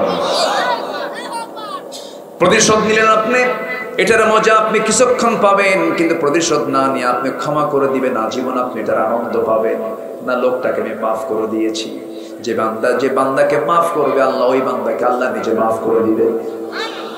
হিংসা করব না, প্রতিশোধ পরায়ণ হব না, মেজাজি হব না। ইমানদার কখনো মেজাজি হয় না। ইমানদার কখনো ক্ষিপ্র বদমেজাজি কখনো ইমানদার হতে পারে না। ইমানদার হাঁটবে, চলবে, ফিরবে, সবকিছু চিন্তার বাইরে না, চিন্তার ভিতরে থেকে। আমার নবীজি মুখ থুবড়ে জমিনে পড়ে গেলেন। সেই নবীকে মুখ থুবড়ে জমিনে ফেলে দেওয়া হলো, যে নবীর জন্য আমার আল্লাহ স্থির হয়ে যান, যে নবীর সম্মান আর শাসিমের মালিক আল্লাহর পরে আল্লাহ নিজে পরিচয় দিয়েছেন, আলহামদুলিল্লাহি রাব্বিল আলামিন। আর আমার আল্লাহ আমার নবীর পরিচয় দিচ্ছেন, সবাই বলেন ওয়ামা আরসালনাকা ইল্লা রাহমাতাল লিল আলামিন। যার সাথে আকাশের চাঁদ হাসে, জোরে কোন আল্লাহু আকবার। এই আকাশের চাঁদ ১৫০০ বছর আগে দ্বিখণ্ডন করেছেন আমার নবী মুহাম্মদ সাল্লাল্লাহু। কিসের ইশারা দিয়া? কিসের ইশারা দিয়া? ইনশাক্কাল কমর। আমার নবীজি বুখারীর বর্ণনা রাসূল শুধু ইঙ্গিত করেছেন, চাঁদ দুভাগ হয়ে গেছে। আল্লাহু আকবার, মুজিজা। আবার যখন তিনি জন্ম নেন, আবু তালেবের বর্ণনা সিরাত গ্রন্থে আমি পেয়েছি। আবু তালেব নবীজির আপন চাচা, কাফের। একদিন নবীজির নবুয়ত প্রাপ্তির পর আবু তালেব বলতেছেন, মুহাম্মদ একটা স্মৃতিচারণ করতে চাই তোমার সামনে। কি স্মৃতিচারণ? তোমার যখন জন্ম হলো আমি নিজে তোমাকে দেখতে গেলাম তৃতীয় রাত্রিতে। কোন রাত্রিতে? তৃতীয় রাত্রিতে। তোমার ঘরের মধ্যে আমি ঢুকলাম, কিন্তু আমি লক্ষ্য করে দেখি তোমার মা তোমাকে ঘরের মধ্যে রাখে নাই, তোমাকে খোলা আকাশের নিচে, চাঁদনি আকাশের নিচে তোমাকে শুইয়ে রেখেছে। তোমার মার চোখে পানি, কান্নায় ভেঙ্গে পড়ছে, বারবার কান্নাকাটি করছে, তোমাকে কোলে নিতে পারতেছে না, বারবার টেনশন করছে। তোমার বাবা নাই, আমার ভাই আব্দুল্লাহর ইন্তেকাল হয়ে গেছে তোমার জন্মের পূর্বেই। তোমার মা তার স্বামীর জন্য বারবার কান্নাকাটি করে, তোমাকে কোলে নিতে বারবার সে অস্থির হয়ে যায়, অজ্ঞান হয়ে যায়। আমি লক্ষ্য করে দেখলাম তুমি একা, তোমার পাশে তোমার মা নাই। সেই সময় আমি লক্ষ্য করে দেখি তুমি চাঁদনি আকাশের রাত্রিতে, চাঁদনি আকাশের নিচে তুমি শুয়ে আছো। তুমি তোমার দু চোখ দিয়ে সুন্দর করে আকাশের চাঁদ দেখতেছো। তোমার ডান হাতটা যখন বাম দিকে আসে, তোমার সঙ্গে সঙ্গে চাঁদটাও বাম দিকে আসে। যখন তোমার হাতটা যখন ডান দিকে যায়, চাঁদটাও ডান দিকে চলে যায়। যখন তুমি তোমার হাত দুইটা দিয়ে নিচের দিকে টেনে আনো, আকাশের চাঁদটাও নিচের দিকে চলে আসে। আমি কি সেই রাতে এই দৃশ্যটা আমি ভুল দেখেছি না সঠিক দেখেছি? মুহাম্মদ বলো তো। সঙ্গে সঙ্গে রাসূল বললেন, চাচা আল্লাহর কসম করে বলি সত্যি দেখেছেন। কারণ আমার মা তার স্বামী হারিয়েছেন, স্বামী না থাকার যন্ত্রণা সহ্য করতে পারছিলেন না। সন্তান আমি জন্ম নিয়েছি, সন্তানরা স্বামীর কোলে তুলে দিবেন, সেই স্বামীটা নাই। আমাকে দেখলেই তার স্বামীর কথা মনে হয়ে যায়। মা আমাকে টাইম দেন না, এই জন্য আল্লাহ রাব্বুল আলামিন আকাশের চাঁদ এই জন্য আমাকে কিছু রাতের জন্য আমার জন্য খেলনা বানায় দিয়েছিলেন। জোরে বল সুবহানাল্লাহ। যে নবীর জন্য আকাশের চাঁদ আল্লাহ তাআলা খেলনা বানায় দেন, সেই নবীজিকে ওসমান বিন তালহা ধাক্কা মেরে ফেলে দেয়। নবীজি আস্তে করে দাঁড়িয়ে মুস্কি মুস্কি হাসি মেরে ওসমান বিন তালহাকে বলছেন, ওসমান তোমার দাপটে, তোমার ক্ষমতা বলে তুমি আজকে আমাকে ধাক্কা মেরে ফেলে দিলা। তুমি কি জানো যে চাবি আজকে তোমার হাতে শোভা পাচ্ছে, ওই চাবি আল্লাহ তাআলা একদিন আমার হাতে তুলে দিবেন। একটু আস্তে করেন সুবহানাল্লাহ। কেমন করে হাতে পেলেন? অনেক লম্বা প্রেক্ষাপট। শুনতে রাজি? আস্তে করে সবাই কি শুনতে রাজি আছেন? ওসমান বিন তালহা মনে মনে চিন্তা করতেছে, মুহাম্মদ বিন আব্দুল্লাহ যা বলে তাই তো হয়ে যায়, কারণ সে সত্যবাদী। আমরা জানি সে কখনো মিথ্যা কথা বলে না। তাহলে তো এই কথা যদি সত্যি হয়ে যায় তাহলে তো বিপদে পড়ে যাব। আস্তে করে কানে কানে বলে, মুহাম্মদ শোনো, তোমাকে কাবার চাবি আমি তোমার হাতে তুলে দেব, কিন্তু শর্ত হলো এই কথা যেন আবু জেহেলের কান পর্যন্ত না যায়, আবু জেহেল যেন না জানতে পারে। দেখছেন নেতার ভয়ও আছে। আমার নবীজি বললেন, ঠিক আছে, কেউ জানবে না, আমাকে কাবার চাবিটা দিয়ে দাও। কাবার চাবি যখন রাসূল হাতের মধ্যে নিলেন, দরজার সামনে গেলেন। আমার নবী ওই কাবা ঘরের বাসিন্দা তিনি ছিলেন। যারা হজে গেছেন, আমি নিজের চোখে আল্লাহ তাআলা আমাকে দেখার তৌফিক দিয়েছেন। কাবা ঘরের ঠিক পূর্ব পাশের বাসিন্দা হচ্ছেন মুহাম্মদ সাল্লাল্লাহু আলাইহি ওয়াসাল্লাম। আমার নবীজির ঘর হলো কাবা শরীফের ঠিক পূর্ব ধারে। তার কিবলাও পশ্চিম, আমাদের কিবলাও পশ্চিম। পৃথিবীর সব মানুষের কিবলা কি পশ্চিম? কারো উত্তর, কারো দক্ষিণ, কারো পূর্ব। আর আমাদের কিবলা কি? পশ্চিম। আমার রাসূলের কিবলাও কি? পশ্চিম। মিল আছে না নাই? আছে। এবং আমার নবীজির বাহ্যিক সুরতের সাথে আমাদের সূরাতের অনেকের মিল আছে। নবীজির চুল কিন্তু কালো ছিল, সাদা ছিল না। সাদা চুল ওয়ালা লোক পৃথিবীতে আছে না নাই? আছে না নাই? আছে। আমার নবীর চুলও ছিল কালো, আমার দেশের মানুষের চুলও কালো। আমার নবীজির চোখের ভিতরের যে মণিটা, এই মণি ছিল কালো। এই দেশের অধিকাংশ মানুষের চোখের মণি কি কালো। আমার নবীজির গড়ন ছিল না লম্বা না খাটো, কিন্তু হাজারো মানুষের মাঝে যখন তিনি দাঁড়াতেন সবার মাথার উপর আমার নবীর মাথা দেখা যেত। আচ্ছা, আমার নবীজি না লম্বা ছিলেন না খাটো ছিলেন। এই দেশের মানুষ লম্বা বেশি না খাটো বেশি? একরকম, একটা মিডিয়াম সাইজের। তাহলে আমার নবীজির চোখের সঙ্গে মিল আছে, আমার নবীজির চুলের সঙ্গে মিল আছে, আমার নবীজির গড়নের সঙ্গে মিল আছে, আমার নবীজির কিবলার সঙ্গে মিল আছে। আমার নবীজি না ফর্সা ছিলেন না কালো ছিলেন, বাদামি কালার ছিলেন, হলদেটে লালচে লালচে চেহারা ছিল, বাদামি কালার ছিল। এই দেশের মানুষের না ফর্সা না কালো। আমার নবীর সুরতটা এমনই ছিল, চামড়া এমন ছিল। চেহারা মিল আছে, চোখ মিল আছে, কেবলা মিল আছে, চরিত্র আস্তে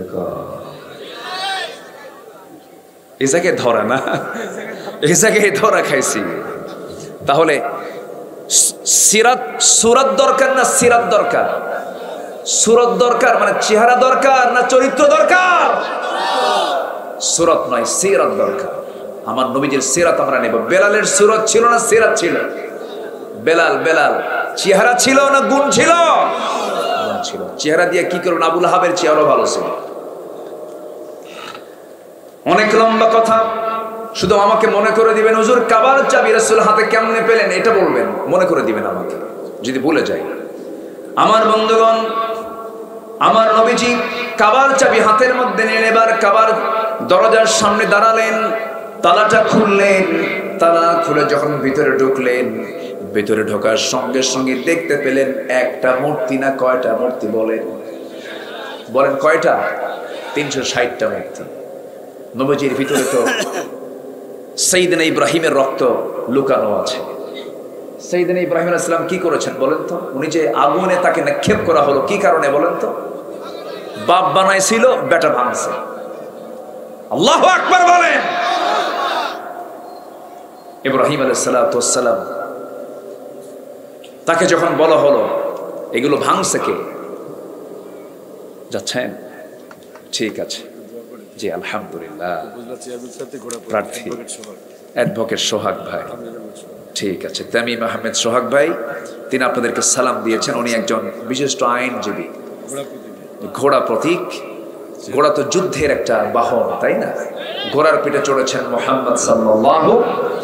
আল্লাহ আমার সোহাগ ভাইকে সাইয়েদনা ওমর ফারুকের মতো দ্বীনের খেদমত আঞ্জাম দেওয়ার তৌফিক তুমি আল্লাহ দান করো। জোরে বলি আল্লাহুম্মা আমিন। আমার সোহাগ ভাই চলে যাচ্ছেন, তো আপনি আবার চলে যাবেন না তো?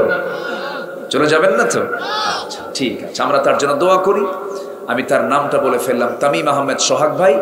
আল্লাহ তুমি তাকে দ্বীনের জন্য, কোরআনের জন্য কবুল করো। উনি নির্বাচনে দাঁড়িয়েছেন, যে উনি নির্বাচন করছেন, উনি এসেছেন দোয়া চাইতে। সবাই তার জন্য দোয়া করব। জি আল্লাহ কবুল করুন। জোরে বলি আল্লাহুম্মা আমিন।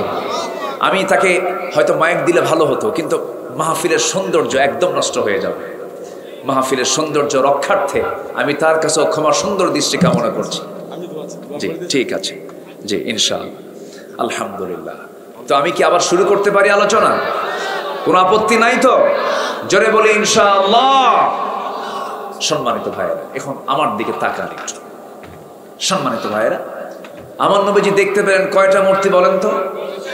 বলেন তো, মূর্তি দেখলে কি কার ঘরে ঢুকছে? কার ঘরে ঢুকাইছে? পৃথিবীর প্রথম ঘর, পৃথিবীর প্রথম ঘর কাবার ভিতরে আরবের পত্তলিকরা 360টা মূর্তি ঢুকায় রাখছে। আমার নবীজি এগুলো দেখলেন, রক্ত তো লুকানো আছে সাইয়েদনা ইব্রাহিমের। ভাবতেছেন ভেঙ্গে চুরমার করে দেব। ইব্রাহিম মূর্তি রেখেছিলেন না ভেঙ্গেছিলেন? আস্তে কর, রাখছিলেন না ভেঙ্গেছিলেন?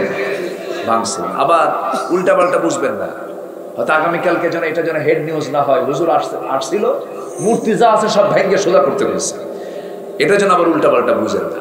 হিন্দু ভাইরা মূর্তি বানাবে, তারা তাদের মন্দিরে তাদের উপাসনা করবে, আমাদের এতে কোনো হেডেক, মাথা ব্যথা নাই। তাদের ধর্ম তাদের কাছে, আমাদের ধর্ম আমাদের কাছে।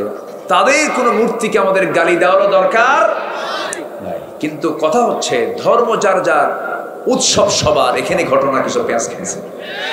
আসতে কবেন না, জোরে কোন ঠিক কিনা? এই জাতীয় কথা মানুষ বললে পরে তার ঈমান আছে না গেছে? ঈমান আছে না গেছে? ধর্ম যার যার, উৎসব সবার যদি হয়, আমার দেশে কোনোদিন কি দেখেছেন আমাদের ঈদগাহে, আমাদের জুমার নামাজে, ঈদের নামাজে অন্য ধর্মের কোনো ভাইকে অংশগ্রহণ করেছে? কিন্তু আমাদের কিছু মুসলমান ভাইয়েরা দুর্গা পূজার যায়া অনুষ্ঠানে গিয়ে নারিকেল নাড়ু খায় বিসমিল্লাহ কয়া। হায়া নাই, শরম নাই, আছে না নাই?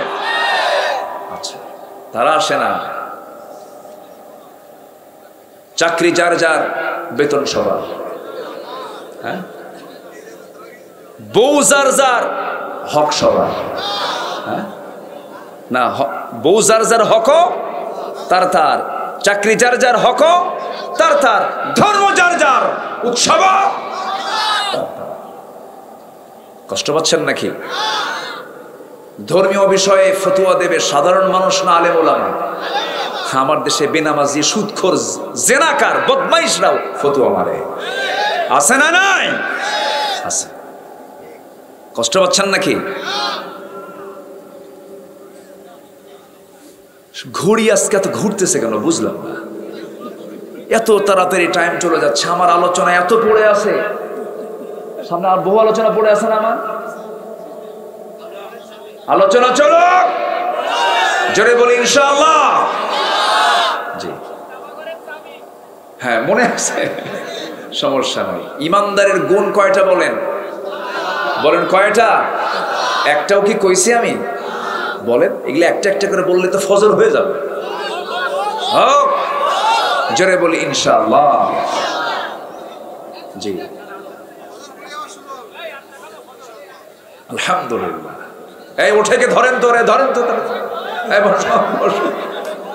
বসেন। যে একটু মজা করে বললাম, আবার রাগ করেন না, একটু বসেন, কেউ উঠবেন না। আমি আর একটু সময় একটু মিলাই দেবো। আমি আলোচনা শুরু করেছি যে যেটা দিয়ে একটু গোছায় দিয়ে আমি শেষ করে ফেলবো। ফজর নামাজ পড়বো তো আমরা ইনশাআল্লাহ। আমার দেশে আবার বহু ইমানদার আছে হুজুর, ইমান কি বলে, নামাজ না থাক ইমান তো আছে, বুকে থাপড়ে আমার, বুঝলেন? মানে ভাবে যে থাপ্পড় মারলে ইমান মজবুত হয়। আছে না নাই? আমার বন্ধুগণ, আমার নবীজি প্রচন্ড ক্ষেপে গেলেন, রেগে গেলেন। মূর্তিগুলো দেখে ভাবলেন সবগুলো ভেঙ্গে চুরমার করে দেব। ইব্রাহিম আলাইহিস সালাতু ওয়াস সালাম মূর্তিগুলোকে সব মাথাগুলো ভেঙ্গে দিয়েছিলেন। বলা হয়েছিল ইব্রাহিম এগুলো ভাঙছে কে? তিনি বললেন তোমরা তোমাদের রবকে জিজ্ঞাসা করো। তিনি জীবনে 3টা হিকমতপূর্ণ মিথ্যা কথা বলেছিলেন। কয়টা? ইব্রাহিম আলাইহিস সালাতু ওয়াস সালাম আমাদের জাতির পিতা। আমাদের জাতির পিতা কে? আবার আবার আবার প্যাসপুস যেন না লাগে। ইব্রাহিম আলাইহিস সালাতু ওয়াস সালাম কি সুন্দর করে তিনি তার তাওহীদ চেতনাকে লালন করেছেন, কিন্তু তিনি তার জীবনে 3টা হিকমতপূর্ণ তিনি মিথ্যা কথা বলেছেন। তবে সেই মিথ্যাটা মিথ্যা নয়। যখন তাকে বলা হলো মূর্তিগুলো ভাঙছে কে, তিনি বলেন মূর্তিকে জিজ্ঞাসা কর। মানে এর মধ্যে জবাব দিচ্ছেন এমন কাউকে জিজ্ঞাসা করবা যে জবাবই দিতে পারবে না, সেই রব তোমার রব হয় কেমনে? নাম্বার 2 হলো, চলো আমরা এই শহর ছেড়ে আমরা মেলায় যাব। তিনি বলেন আমি যেতে পারবো না, ইন্নী সাকিম, আমি অসুস্থ। অথচ তিনি শারীরিকভাবে সুস্থ ছিলেন, কিন্তু অসুস্থ হলো 2 প্রকার, একটা শারীরিক আর একটা মানসিক। মানসিক অসুস্থটাই সবচেয়ে জটিল। তিনি মানসিকভাবে অসুস্থ ছিলেন, কারণ ইমানদার শিরকের কাজ দেখলে সে সুস্থ থাকে না অসুস্থ থাকে? অসুস্থ থাকে। নাম্বার 3 হলো ইব্রাহিম আলাইহিস সালাতু ওয়াস সালাম তার স্ত্রী সারা আলাইহিস সালাতু ওয়াস সালামকে নিয়ে যখন তিনি হিজরত করছিলেন, জালিম শাসক যখন বলে ফেললো ইব্রাহিম তোমার সঙ্গে এই মহিলার পরিচয়টা কি? তিনি মনে মনে চিন্তা করলেন বউয়ের পরিচয় দিলে পরে সেই বউটাকে আমার কাছ থেকে নিয়ে চলে যাবে। তিনি এটা আমার বোন হয়, নিরাপত্তার জন্য বললেন। কিন্তু এরপরও বউটাকে তারা ধরে নিয়ে চলে গিয়েছিল। এই যে তিনি বউটাকে, নিজের বউটাকে বোন বলেছেন, যদিও মিথ্যা কথা নয়, ইন্নামাল মুমিনুনা ইখওয়া, কৌশল তিনি করেছেন। ইব্রাহিম আলাইহিস সালাম এই তিনটা হিকমতপূর্ণ কথা বলেছিলেন। আমার বন্ধুগণ, সেই ইব্রাহিম আলাইহিস সালাম যখন বললেন মূর্তি ভাঙছে কে, তোমরা সেই মূর্তিকে জিজ্ঞাসা করো, কিন্তু ফলাফল শেষ পর্যন্ত হলো, তদন্ত রিপোর্ট হয়ে গেল মূর্তি অবশ্যই ইব্রাহিম ভাঙছে। শেষ পর্যন্ত আগুনে নিক্ষেপ করা হলো, কিন্তু ঈমান এত মজবুত ছিল যে আগুন নিভে গেছে, ঈমান নিভে নাই। জোরে বলুন আল্লাহু আকবার। অথচ তার পিতা ছিল মুশরিক, মুশরিকের ঘরে তাওহীদের চেতনা লালন করেছেন ইব্রাহিম আলাইহিস সালাম। আর আমরা কার সন্তান? আমরা কি মুশরিকের সন্তান না ইব্রাহিমের সন্তান? বল আমরা কার সন্তান? ইব্রাহিমের সন্তান। আর আমরা মুশরিকের সন্তান হয়ে ইব্রাহিম আলাইহিস সালাম মূর্তি ভাঙলেন, শিরক উৎখাত করলেন, আর আমরা তার সন্তান হয়ে আজকে শিরককে লালন করছি। যেরকম নাউজুবিল্লাহ। এইদিকে আফসোস করে আল্লামা ইকবাল বলছেন, উनको तहज़ीब ने हर बंद से आजाद किया, लाके काबे से सनम खाने में आबाद किया। নব্য যুগের সভ্যতা মোহে কেটে ফেললে সব বাঁধন, মসজিদ ছেড়ে মন্দিরে গিয়া বাসা বেঁধেছ হায় এখন। মসজিদ ভালো লাগে না, মন্দির ভালো লাগে, নামাজ ভালো লাগে না, গাজার আসর ভালো লাগে, আছে না নাই? ওই নেতার পথ ছাড়ো যে নেতা তোমাকে নামাজের কথা বলে না। ওই নেতৃত্ব ছাড়ো যে নেতা তোমাকে মসজিদে না নিয়ে মন্দিরে নিয়ে যায়। যে নেতা তোমাকে তাওহীদের কথা না বলে শিরকের কথা বলে, জাহান্নামের কথা বলে, নামাজের কথা বলে না, মদের বোতল তোমার হাতে তুলে দেয়, নারী তুলে দেয়, ওই সমস্ত নেতৃত্বের মুখে আমরা জুতা মারি, থুতু মারি। রাজি আছেন কারা কারা? হাত উঁচু করে দেখান মুসলমান।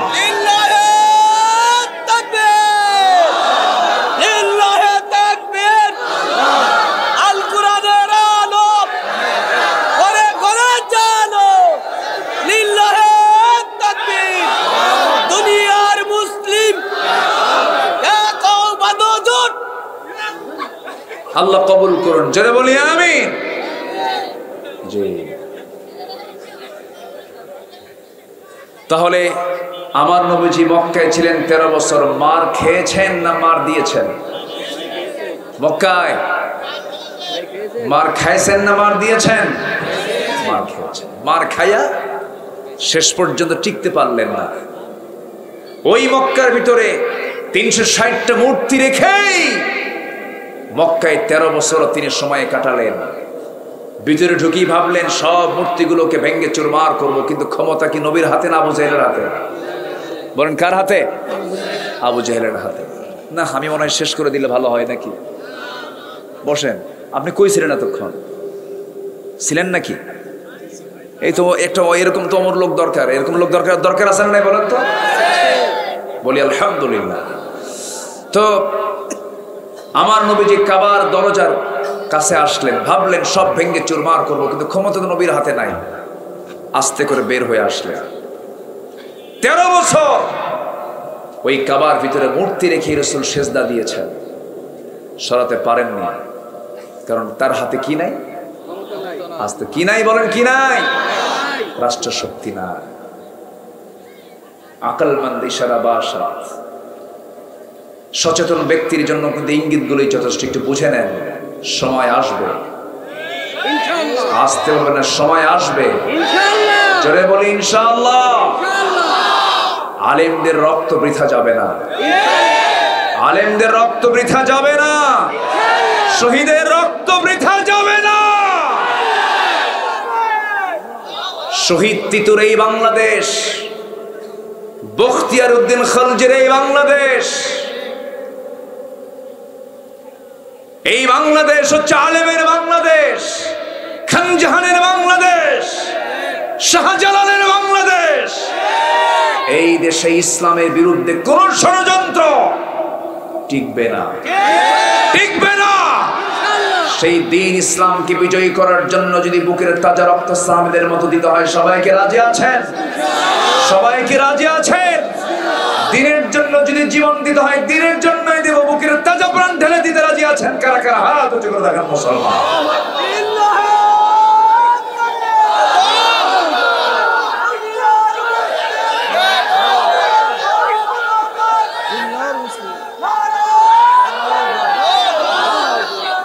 আল্লাহ কবুল করে, জোরে বলি আল্লাহুম্মা আমিন। সম্মানিত ভাইয়েরা, আমার নবীজি যখন মক্কায় ছিলেন, নবীজির চোখের সামনে সাইয়েদনা ইয়াসির রাদিয়াল্লাহু আনহুকে ধরা হলো। ধরে নবীর চোখের সামনে রাসূল দেখতে পাচ্ছেন, দুই হাত বাঁধা হলো, দুই পা বাঁধা হলো, মারতে মারতে বেহুশ করে ফেলা হলো। আমার নবীজি এই দৃশ্য অবলোকন করছিলেন, কিন্তু ক্ষমতা নাই। আবু জাহেল্লা রিমান্ডে নিয়ে শেষ পর্যন্ত কি করলো, ইয়াসির রাদিয়াল্লাহু আনহুর একটা পা একটা ঘোড়ার পায়ের সঙ্গে বেঁধে দিল, আরেকটা পা আরেকটা ঘোড়ার পার সঙ্গে বেঁধে দিয়া দুই দিকে দুইটা ঘোড়া চালায় দিল। মুরগি রানের মতো দুই টুকরা করে ইয়াসিরকে দুনিয়া থেকে বিদায় করে দেওয়া হলো। তার শাহাদাতের রক্ত গড়া শেষ হতে না হতেই তার স্ত্রী সুমাইয়াকে ধরা হলো। সুমাইয়াকে ধরে নিয়া মারতে মারতে রক্তাক্ত করে ফেলে দিয়া আবু জেহেলরা করলো কি, হাতের মধ্যে তারা শক্ত একটা লোহার রড হাতের মধ্যে নিল, বল্লম হাতের মধ্যে নিয়ে তার কলিজা বরাবর মেরে দিল, মুখ দিয়ে ঢুকে পিঠ দিয়ে বের করে ফেললো। সুমাইয়া দুনিয়া থেকে বিদায় নিলেন। আমার নবীজি শুধু ক্ষমতা নাই, পাওয়ার নাই, দূর থেকে শুধু বললেন সবরান আলা ইয়াসির, সবরান আলা ইয়াসির ফাইন্না মাউইদাকুমুল জান্নাহ। ধৈর্য ধরো, ধৈর্য ধরো ইয়াসির পরিবার, তোমাদের জন্য আল্লাহর জান্নাতের ওয়াদা হয়ে গেছে। নবীজি আমার দোয়া করলেন, মক্কার মাটিতে রাসূলকে কি বলে দলীয় নিবন্ধন বন্ধ করে দিল, দাওয়াতি কার্যক্রম বন্ধ করে দিল, কোন দাওয়াতি কাজ পর্যন্ত নবীজি করতে পারেন না। মক্কার মাটিতে সাহাবায়ে কেরাম ঘর থেকে বের হতে পারেন না। কে না জানে ইতিহাসগুলো, সাইয়েদনা আবু বকরের মতো মানুষ। নামাজের হুকুম তখন ফরজ হয়ে গেছে। নবীজি মেরাজ থেকে 5 ওয়াক্ত নামাজ নিয়ে এসেছেন। কাবার চত্বরে দাঁড়ায়া সাইয়েদনা আবু বকর নামাজ শুরু করবেন। এমন সময় উতবা, শাইবা, মুগীরা সবগুলো এক জায়গায় হয়ে আমার নবীজির প্রিয় সাহাবী, আমার নবীর পরে এই পৃথিবীতে যে ব্যক্তির দাম সবচাইতে বেশি নবীদের পরে, যার নাম তিনি হচ্ছেন সাইয়েদনা আবু বকর সিদ্দিক রাদিয়াল্লাহু আনহু, তাকে টার্গেট করা হলো। উতবা করলো কি, থাপ্পড় মেরে জমিনে ফেলে দিয়া কাবার চত্বরে তাকে চিৎ করে শোয়া দিয়া, নাকের উপরে খরম পায়ের জুতা দিয়া পায়ে তার নাকে একটা চাপা দিল, একটা ডলা দিয়ে দিল। নাকটা পচা হয়ে গেছে, ফিঙ্কি দিয়ে রক্ত পড়া শুরু হয়ে গেছে, মারতে মারতে রক্তাক্ত করে ফেলা হলো। নবীর পাশে কেউ নাই, এইদিকে আবু বকরের পাশেও কেউ নাই। সাইয়েদনা আবু বকর সিদ্দিক রাদিয়াল্লাহু আনহু সেন্সলেস হয়ে পড়ে থাকলেন। এমন সময় উতবা, শাইবা, মুগীরা সমস্ত কাফেররা মনে মনে চিন্তা করল, আবু বকর বুঝি মারা গেছে। কিছুক্ষণ পর সেন্সটা ফিরলো। সেন্সটা ফেরার সঙ্গে সঙ্গে তিনি মনে মনে চিন্তা করলেন, আমাকে তো এরা মেরেই ফেলে দিয়েছিল, না জানি রাসূলকে তারা কি করবে জানি না। ওই জায়গা থেকে কোনো মতো সেন্সটা ফেরার সঙ্গে সঙ্গে নাকে হাত দিয়ে দৌড় মেরে নবীর দরজার কাছে এসে বলছেন, ইয়া রাসূলুল্লাহ, দরজা খুলুন। দরজা খোলার সঙ্গে সঙ্গে রাসূল তার চেহারার দিকে তাকায়, রাসূল অবাক হয়ে গেলেন, আবু বকর এই ঘটনা ঘটলো কেমনে হুজুর? সেজদা দিতে গেছে কাফেররা আমার নাকটা বোচা করে দিয়েছে। মক্কার হাওয়া ভালো না, মক্কার পরিবেশ ভালো না। ইয়া রাসূলুল্লাহ, আপনাকে তারা চোরা গুপ্ত হামলা করতে পারে, আপনি তাড়াতাড়ি বের হয়ে আসুন। রাসূলকে সেই জায়গা থেকে বের করে নিয়ে মক্কার বাইরের সাইডে চলে গেলেন। প্রচন্ড ক্ষুধা। রাসূল বলছেন, আবু বকর, যে পরিমাণ রক্তক্ষরণ হচ্ছে তোমার দেহ থেকে, না জানি তুমি মারা যাও কিনা, দেখি তোমার জন্য কোনো খাবার সংগ্রহ করা যায় কিনা। ওই মক্কার মরু অঞ্চলে খুঁজতে খুঁজতে তিনি মেষের পাল দেখলেন, পেলেন না। উটের পাল দেখলেন, পেলেন। একটা ছাগলের পাল দেখতে পেলেন। ছাগল পালের সামনে গিয়ে দেখেন একজন রাখাল সামনে দাঁড়ানো। নবীজি রাখালকে লক্ষ্য করে বলছেন, রাখাল, একটা সাগি দেবে নাকি, কি করবেন? সাগিটার দুধ দহন করব। সঙ্গে সঙ্গে সে রাখাল বলছেন, না না, দেওয়া যাবে না, কারণ এই ছাগলগুলোর মালিক তো আমি নই। আপনাকে যদি সাগিটা যদি দুধ দহন করতে দেয়, আমানতের খেয়ানত হয়ে যাবে। আমার নবজি হঠাৎ করে মনে মনে চিন্তা করলেন, আহারে এই তপ্ত মরুর ভিতরে একজন ছাগলের রক্ষণাবেক্ষণকারী একজন রাখাল, ইমান না, তার মধ্যে ইমান নাই, কিন্তু ইমানের গুণটা আমানতের খেয়ানতকারী সে নয়। কি সুন্দর করে আমানতের কথা বলছি। সঙ্গে সঙ্গে তিনি বলছেন, ও রাখাল, তুমি আমাকে এমন একটা সাগি দেবে যে সাগিটার ওলানে এখনো দুধ আসে নাই, ছোট্ট সাগি হলেও চলবে। রাখাল মনে মনে চিন্তা করে, লোকটা পাগল নাকি, ছোট্ট সাগি দিয়ে কি করবে দেখি। ছোট্ট একটা সাগি যখন নবীর হাতে যখন দিয়ে ফেললো, ওই রাখাল তোমার চিন্তাও করো না, এই হাতের মধ্যে এত বরকত আছে। নবীজি ছোট্ট সাগিটা হাতের মধ্যে নিলেন, ওলানের মধ্যে নিলেন, হাতের মধ্যে নিয়ে দুই পায়ের মাঝখানে নিলেন, ওলানের ঠিক বরাবর তিনি দুটো হাত রাখলেন। রাখার সঙ্গে সঙ্গে রাসূল বিসমিল্লাহ বলে ফু দিলেন, ছোট্ট সাগির গোটা ওলান জুড়ে দুধ পূর্ণ হয়ে গেল। নবীজি আমার রাখালকে বলেন, রাখাল একটা বাটি আমাকে দাও, একটা পাত্র আমাকে দাও। একটা পাত্র যখন তার হাতে দেওয়া হলো, আমার নবীজি পাত্র হাতের মধ্যে নিয়ে দুধ দহন করলেন। দুধ দহন করতে করতে বাটিটা দুধ পূর্ণ হয়ে গেছে। রাসূল বলেন, আবু বকর, রক্তাক্ত হয়েছে সকালবেলা, এখন তুমি বরকতের দুধ পান করো।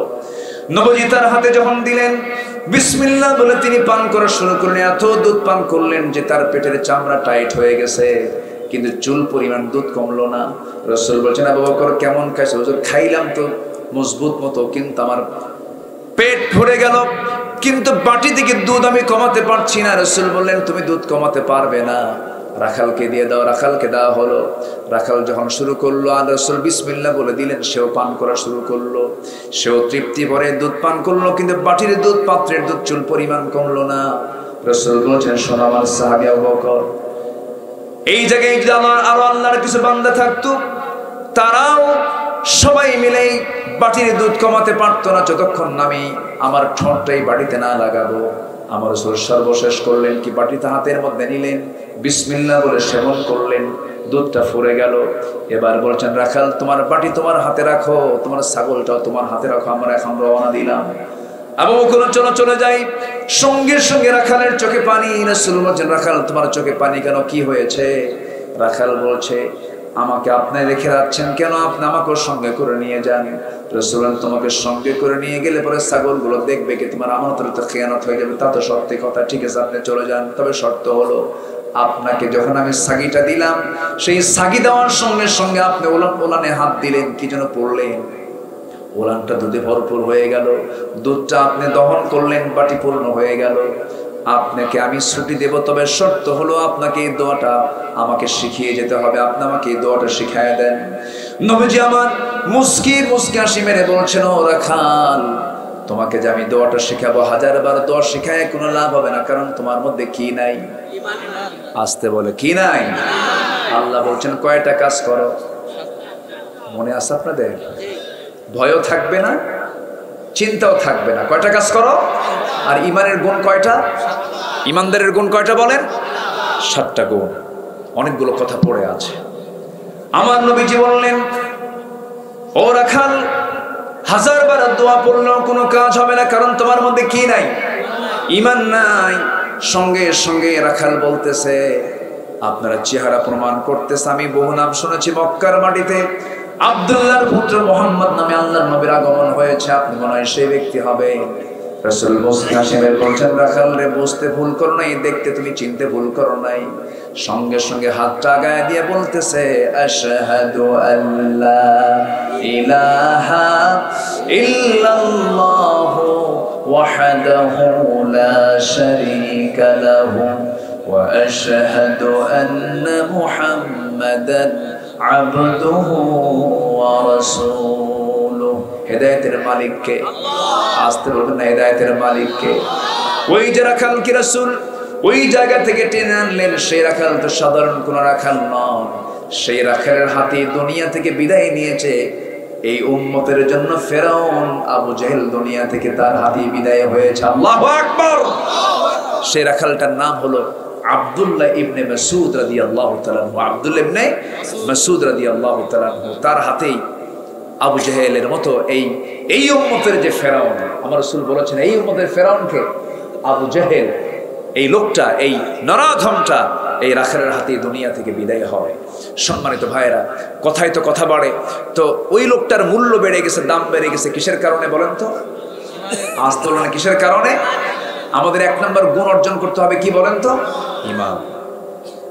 কিন্তু আমি যে ঈমানদার, ঈমানদারকে চেনার জন্য 7টা গুণ তার মধ্যে থাকতে হবে।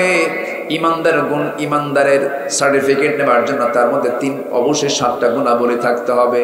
সেই 7টা গুণাবলী আল্লাহ রাব্বুল আলামিন সূরা মুমিনুনের শুরুতে বলছেন, যারা পারেন ঠোঁট মিলিয়ে বলেন, قد أفلح المؤمنون الذين هم في صلاتهم خاشعون والذين هم عن اللغو معرضون والذين هم للزكاة فاعلون والذين هم لفروجهم حافظون। এরপর আল্লাহ রাব্বুল আলামিন বলছেন, والذين هم لأماناتهم وعهدهم راعون والذين هم على صلواتهم يحافظون أولئك هم الوارثون الذين يرثون الفردوس هم فيها خالدون। জোরে বলুন আল্লাহু আকবার। আল্লাহ রাব্বুল আলামিন বলেন, ঈমানদাররা 7টা গুণ অর্জন করো। নাম্বার 1 হলো ঈমানদার নামাজি হবে না, বেনামাজি হবে। বলেন, নামাজি হবে। সে নামাজটা সে খুশুর সঙ্গে আদায় করবে, অনর্থক কথা জিহ্বা থেকে বের করবে না। নাম্বার 3, যাকাত ঠিকমতো আদায় করবে। নাম্বার 4, সে তার লজ্জাস্থানকে হেফাজত করবে। যুবকরা, নিজের চরিত্র ঠিক রাখার জন্য অবশ্যই নিজেকে কন্ট্রোল করার দরকার আছে না নাই? আসতে বলবেন না, আছে না নাই? বিবাহ পূর্ব কোনো প্রেম করা যাবে? আস্তে আস্তে কয়, বিবাহ পূর্ব কোনো প্রেম করা যাবে? আচ্ছা, বিয়ের আগে কি প্রেম হয় না জেনা হয়? বিয়ের পরে কি হয়? প্রেম হয়। কিন্তু আজকে বিয়ের আগে, আজকে সমাজে বিয়ের আগে কি হয়? প্রেম হয়ে যায়। বিয়ের আগেই যদি প্রেম করো, বিয়ের পরে তার প্রেম থাকবে না, খালি কিলিয়ার ঘুষাঘুষি হবে। ঠিক কিনা? এগুলো করবা না। বিয়ের প্রয়োজন হবে, তোমার যৌবন আছে, পিছনের দরজা দিয়ে না দিয়ে সামনের দরজা দিয়ে আসবে। মেয়ের বাবাকে প্রস্তাব দিয়ে ফেলবা, তোমার আব্বা দিয়া, নিজে না, প্রস্তাব দিয়ে ফেলবা, বিয়ে করে ফেলবা। জেনার কাছে যাবা না, নোংরামি করবা না, কুকুর সিগাল শুকুরের চরিত্র নিয়ে আসবা। ঠিক কিনা?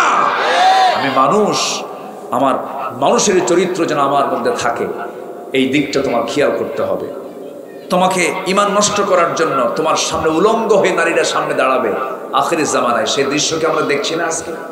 সেই দৃশ্য দেখছি কিনা? আজকে চরিত্রহীনা লম্পট বদমাইশগুলো হয়ে যায় সমাজের সেলিব্রিটি। ঠিক কিনা? আর ওই সমস্ত অশ্লীল বেহায়াপনা, চরিত্রহীনা এই সমস্ত মেয়েদেরকে কলেজের মাঠে, স্কুল মাঠে নিয়ে এসে নাচায়।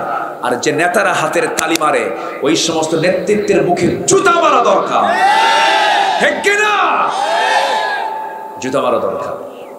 বুঝে নেন কথাগুলো। এরকম বদমাইশ আছে না নাই?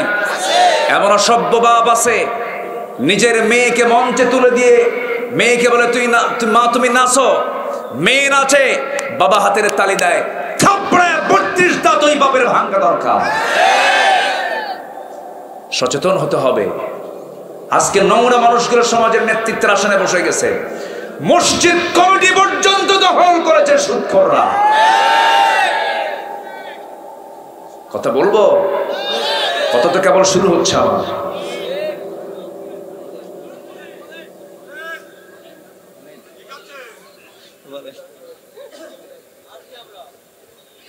শোনেন, আজকে যদি আমরা সচেতন হতাম, অন্তত মসজিদ কমিটি কোন মদখোর শরাবখোর দখলে নিতে পারত না। সচেতন হওয়ার দরকার আছে না নাই? আজকে আপনি সামনে দাঁড়াবেন না, আপনাকে পাড়ায়া মারবে। দাঁড়াতে হবে, কুম ফাআনজির রাব্বাকা ফাকাব্বির। চোরের সংখ্যা 10 জন, বাড়িওয়ালা 1 জন। শক্তি কার বেশি? কার শক্তি বেশি? আমরা বাড়িওয়ালা, ওরা চোর। শুধু হুঙ্কার দরকার, সব বঙ্গোপসাগরে হাবুডুবু খায়া মরবে। সাথে শুধু ঈমানটা থাকতে হবে। কি থাকতে হবে? ঈমানটা থাকতে হবে। নামাজ পড়বো তো ভাই ইনশাআল্লাহ। আজকে আমার দেশে এখন মসজিদ বেশি না মুসল্লি বেশি? মসজিদ বেশি। বলেন তো। সেদিন এক মসজিদে ঢুকলাম ফজরের সময়, ঢুকে দেখি মোট 3 জন মুসল্লি, আমি সহ, আর বাকি 2 জন হলো ইমাম আর মুয়াজ্জিন আর আমি। মসজিদ টাইলস, এসি, মাইক টনটনা, কিন্তু মুসল্লির খবর নেই। আসল মুসল্লি জোহরের না ফজরের? বলেন বলেন বলেন। একটা আদর্শ গ্রাম তাকে বলা যায়, যে আদর্শ গ্রাম সেটাই বলবো আমরা, যে গ্রামে ফজর নামাজে মসজিদ টইটম্বর হয়ে যাবে মুসল্লি দিয়া। তা কি আছে? তা তো না। গ্রামের এই মাথায় একটা, মাঝখানে একটা, আর ওই মাথায় আরেকটা মসজিদ। আমি কি ভুল বলতেছি? মুসল্লি ভাই, মসজিদ বেশি দরকার না মুসল্লি বেশি দরকার? সভাপতি সুদ খায়, সেক্রেটারি মদ খায়, আর ক্যাশিয়ার মহিলার পেছনে বসে যাবে। আছে না নাই? অন্যের বাড়ি গিয়ে ধরা খায়। এখন সভাপতির সামনে এখন খতিব ওয়াজ করবে কেমন? ওয়াজ করতে নিয়ে হঠাৎ করে একদিন বলেই ফেলছে যে আয়াত, ইয়া আইয়ুহাল্লাযীনা আমানু তাকুল্লাহা ওয়া যারু মা বাকিয়া মিনার রিবা। আমি যেখান থেকে আজকে তেলাওয়াত করেছি, একটা অপরাধ আছে যে অপরাধ করা মানে আল্লাহ রাসূলের বিরুদ্ধে যুদ্ধে নামা। যেরকম নাউযুবিল্লাহ। সে অপরাধটা কি জানেন? সে অপরাধটা সুদ। সে অপরাধটা কি বলেন? সুদ। সুদ তো সাতক্ষীরাতে নাই, আসতে খাওয়ায় আছে আছে। এই সময় কি উঠবেন না? উঠলি ভাববো ওই লোকটা সুদ খায়, বসে থাকে। সুদ, সুদের করাল গ্রাস আমার দেশে আজকে বিরাজ করছে। সুদ আছে যেখানে, আমরা নাই সেখানে। বলেন, সুদ আছে যেখানে, আমরা নাই সেখানে। মাহফিলে বললাম ঠিক আছে, মাহফিল শেষে চলে গেলে তার সমস্যা নাই। সেদিন এক মাহফিলে বললাম, বউ বড় না মা বড়? কি সুন্দর করে চিৎকার বের করে, মা বড়। আমি বললাম হ্যাঁ ঠিক আছে, মাহফিলে মা বড়, বাড়িতে গিয়ে বউ বড়।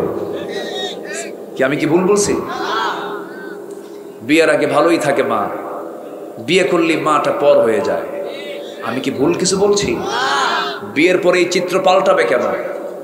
কেন পাল্টাবে এই চিত্র? বিয়ের আগেও মা বড়, বিয়ের পরেও মা বড়। অনেক কথা ছিল, এক রাত তো সব কথা তো এক রাতে বলা যায় না। ইমাম এখন এই আয়াতটা যখন বলছে, আয়াতের সঙ্গে বলে ফেলছে তোমরা চক্রাকারে সুদ খায়ও না।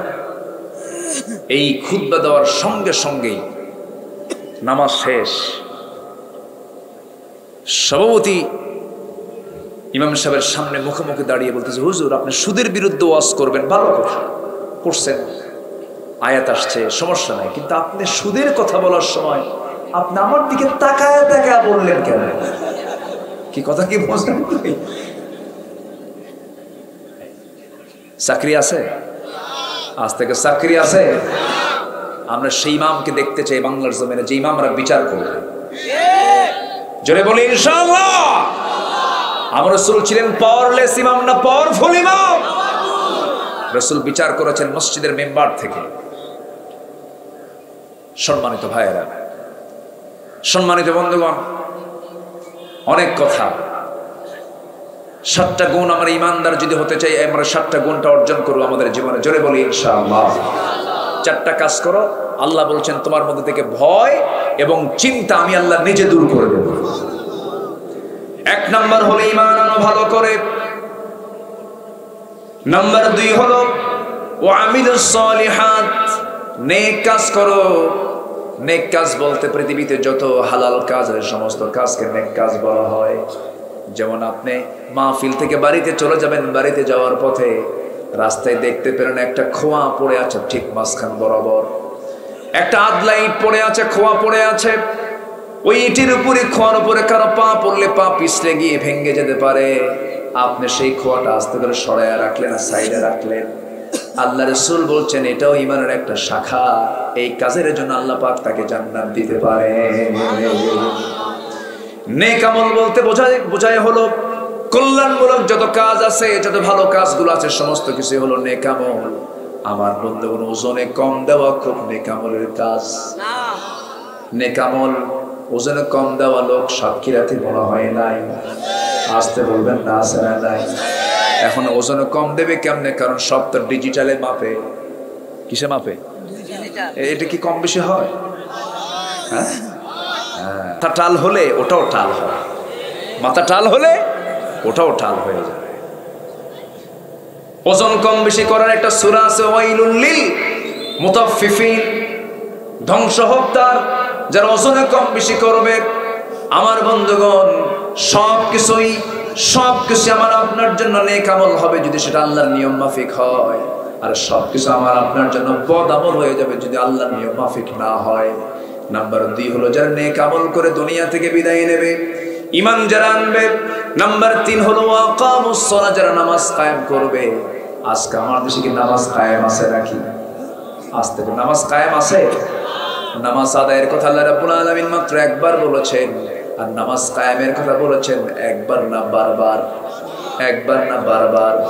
আজকে যদি বাংলার জমিনে নামাজ কায়েম থাকতো, সুদ থাকতো না, জেনা থাকতো না, ঘুষের কারবার থাকতো না। আজকে আমার দেশে নামাজ আদায়ের পরিবেশ হয়তো বা আছে, কিন্তু নামাজ কায়েমের পরিবেশটা নাই। নামাজ কায়েম এমনি এমনি হবে না। নামাজ কায়েমের জন্য যুগে যুগে আম্বে কেরামদের শরীর থেকে রক্ত ঝরেছে, আল্লাহর পছন্দের বান্দাদের শরীর থেকে রক্ত ঝরেছে। দিন কায়েমের জন্য হাসতে হাসতে ফাঁসির মঞ্চে যেতে হয়েছে মুসলমান। সেই দিন কায়েমের জন্য, নামাজ কায়েমের জন্য আমরাও কি জানমাল দিতে রাজি আছি নাকি? আসতে বলবেন না, রাজি কি সবাই আছেন? সবাই কি রাজি আছেন? আল্লাহ জান্নাত দিতে রাজি আছেন। আল্লাহু আকবার বলেন, জোরে বলি আল্লাহু আকবার। নামাজ এমনি কায়েম হয় নাই, দিন এমনি কায়েম হয় নাই।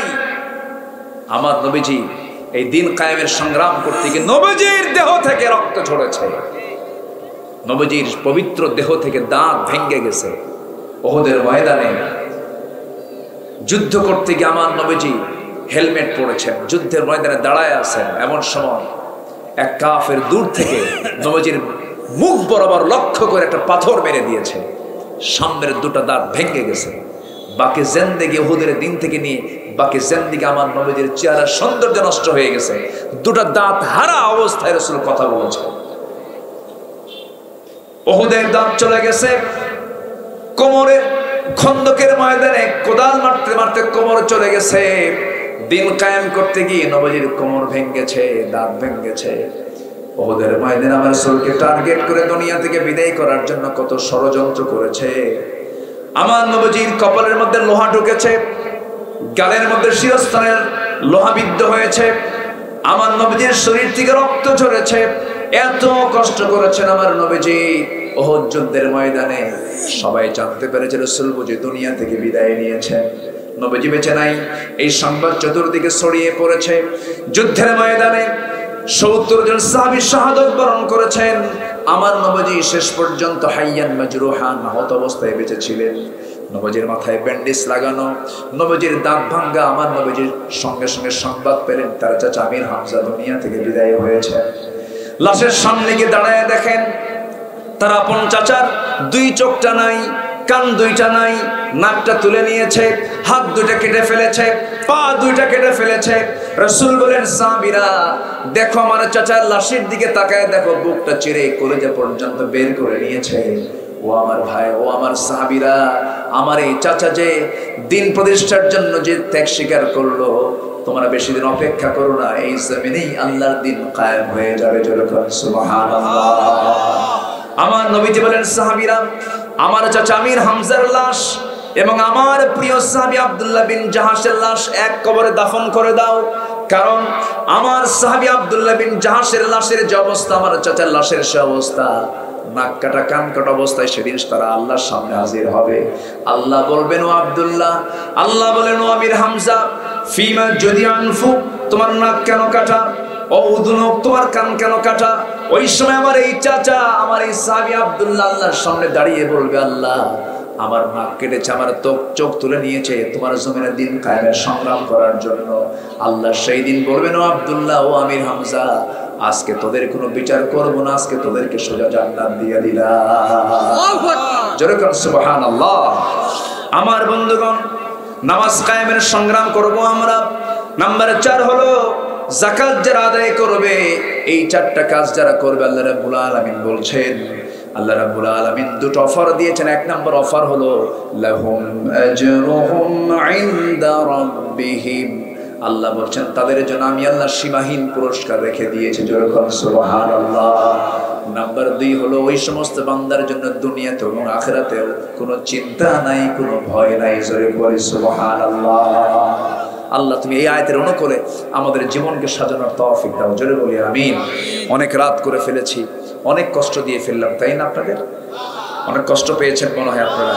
অনেক রাত হয়েছে, একটা পার করেছি আমরা অলরেডি। যতটুকু হয়েছে আমরা বলে ফেলি আলহামদুলিল্লাহ। জোরে বলি আলহামদুলিল্লাহ। আগামীকালকে আমার মাহফিল আছে কোথাও, জানো না? চুপড়িয়া। ও চাবি শুনবেন, আগ্রহ আছে, কিন্তু আজকে আর কখন শুনবেন বলেন? আরো তো 1 ঘন্টার মতো সময় লেগে যাবে তাহলে আমার মনে হয়। আচ্ছা একটু বসেন। আগামীকালকে চুপড়িতে মাহফিল আছে, আমরা যদি পারি সেখানেও যাব। জোরে বলি ইনশাআল্লাহ। আগামীকালকেও আমি কমিটিকে বলবো, আগামীকালকের কমিটিকে তারা যেন একটু আগে ভাগে উঠায় দিলে মাহফিলের সৌন্দর্য রক্ষা হয়। এই যে কিছু লোক যে যাওয়া আসা করলেন, এটা কিন্তু মূলত টাইমিং এর কারণে। কালকে অফিস আছে, অনেকের কাজ আছে, ঘুম তো যা হয়েছে আমরা বলে ফেলি আলহামদুলিল্লাহ। যে নামাজের মতো করে বসি, আমরা এটা নামাজের মতো করে বসি। সবাই বলে সুবহানাকাল্লাহুম্মা ওয়া বিহামদিকা আশহাদু আল্লা ইলাহা ইল্লা আনতা আস্তাগফিরুকা ওয়া আতুবু ইলাইকা। চিৎকার মেরে বলি, ইয়া আল্লাহ, আমার জীবনে সাগীরা কবীরা, ছোট বড় সব গুনাহ তুমি আল্লাহ মাফ করে দাও। জোরে বলি ইয়া রাব্বাল আলামিন, ইয়া রাব্বাল আলামিন। আমাদের চেয়ারম্যান মহোদয় কোথায়? চেয়ারম্যান সাহেব কোথায়? উনি ব্যস্ত আছেন মনে হয়। আসুন আমরা দোয়া করি, আপনি দোয়া করে দেন।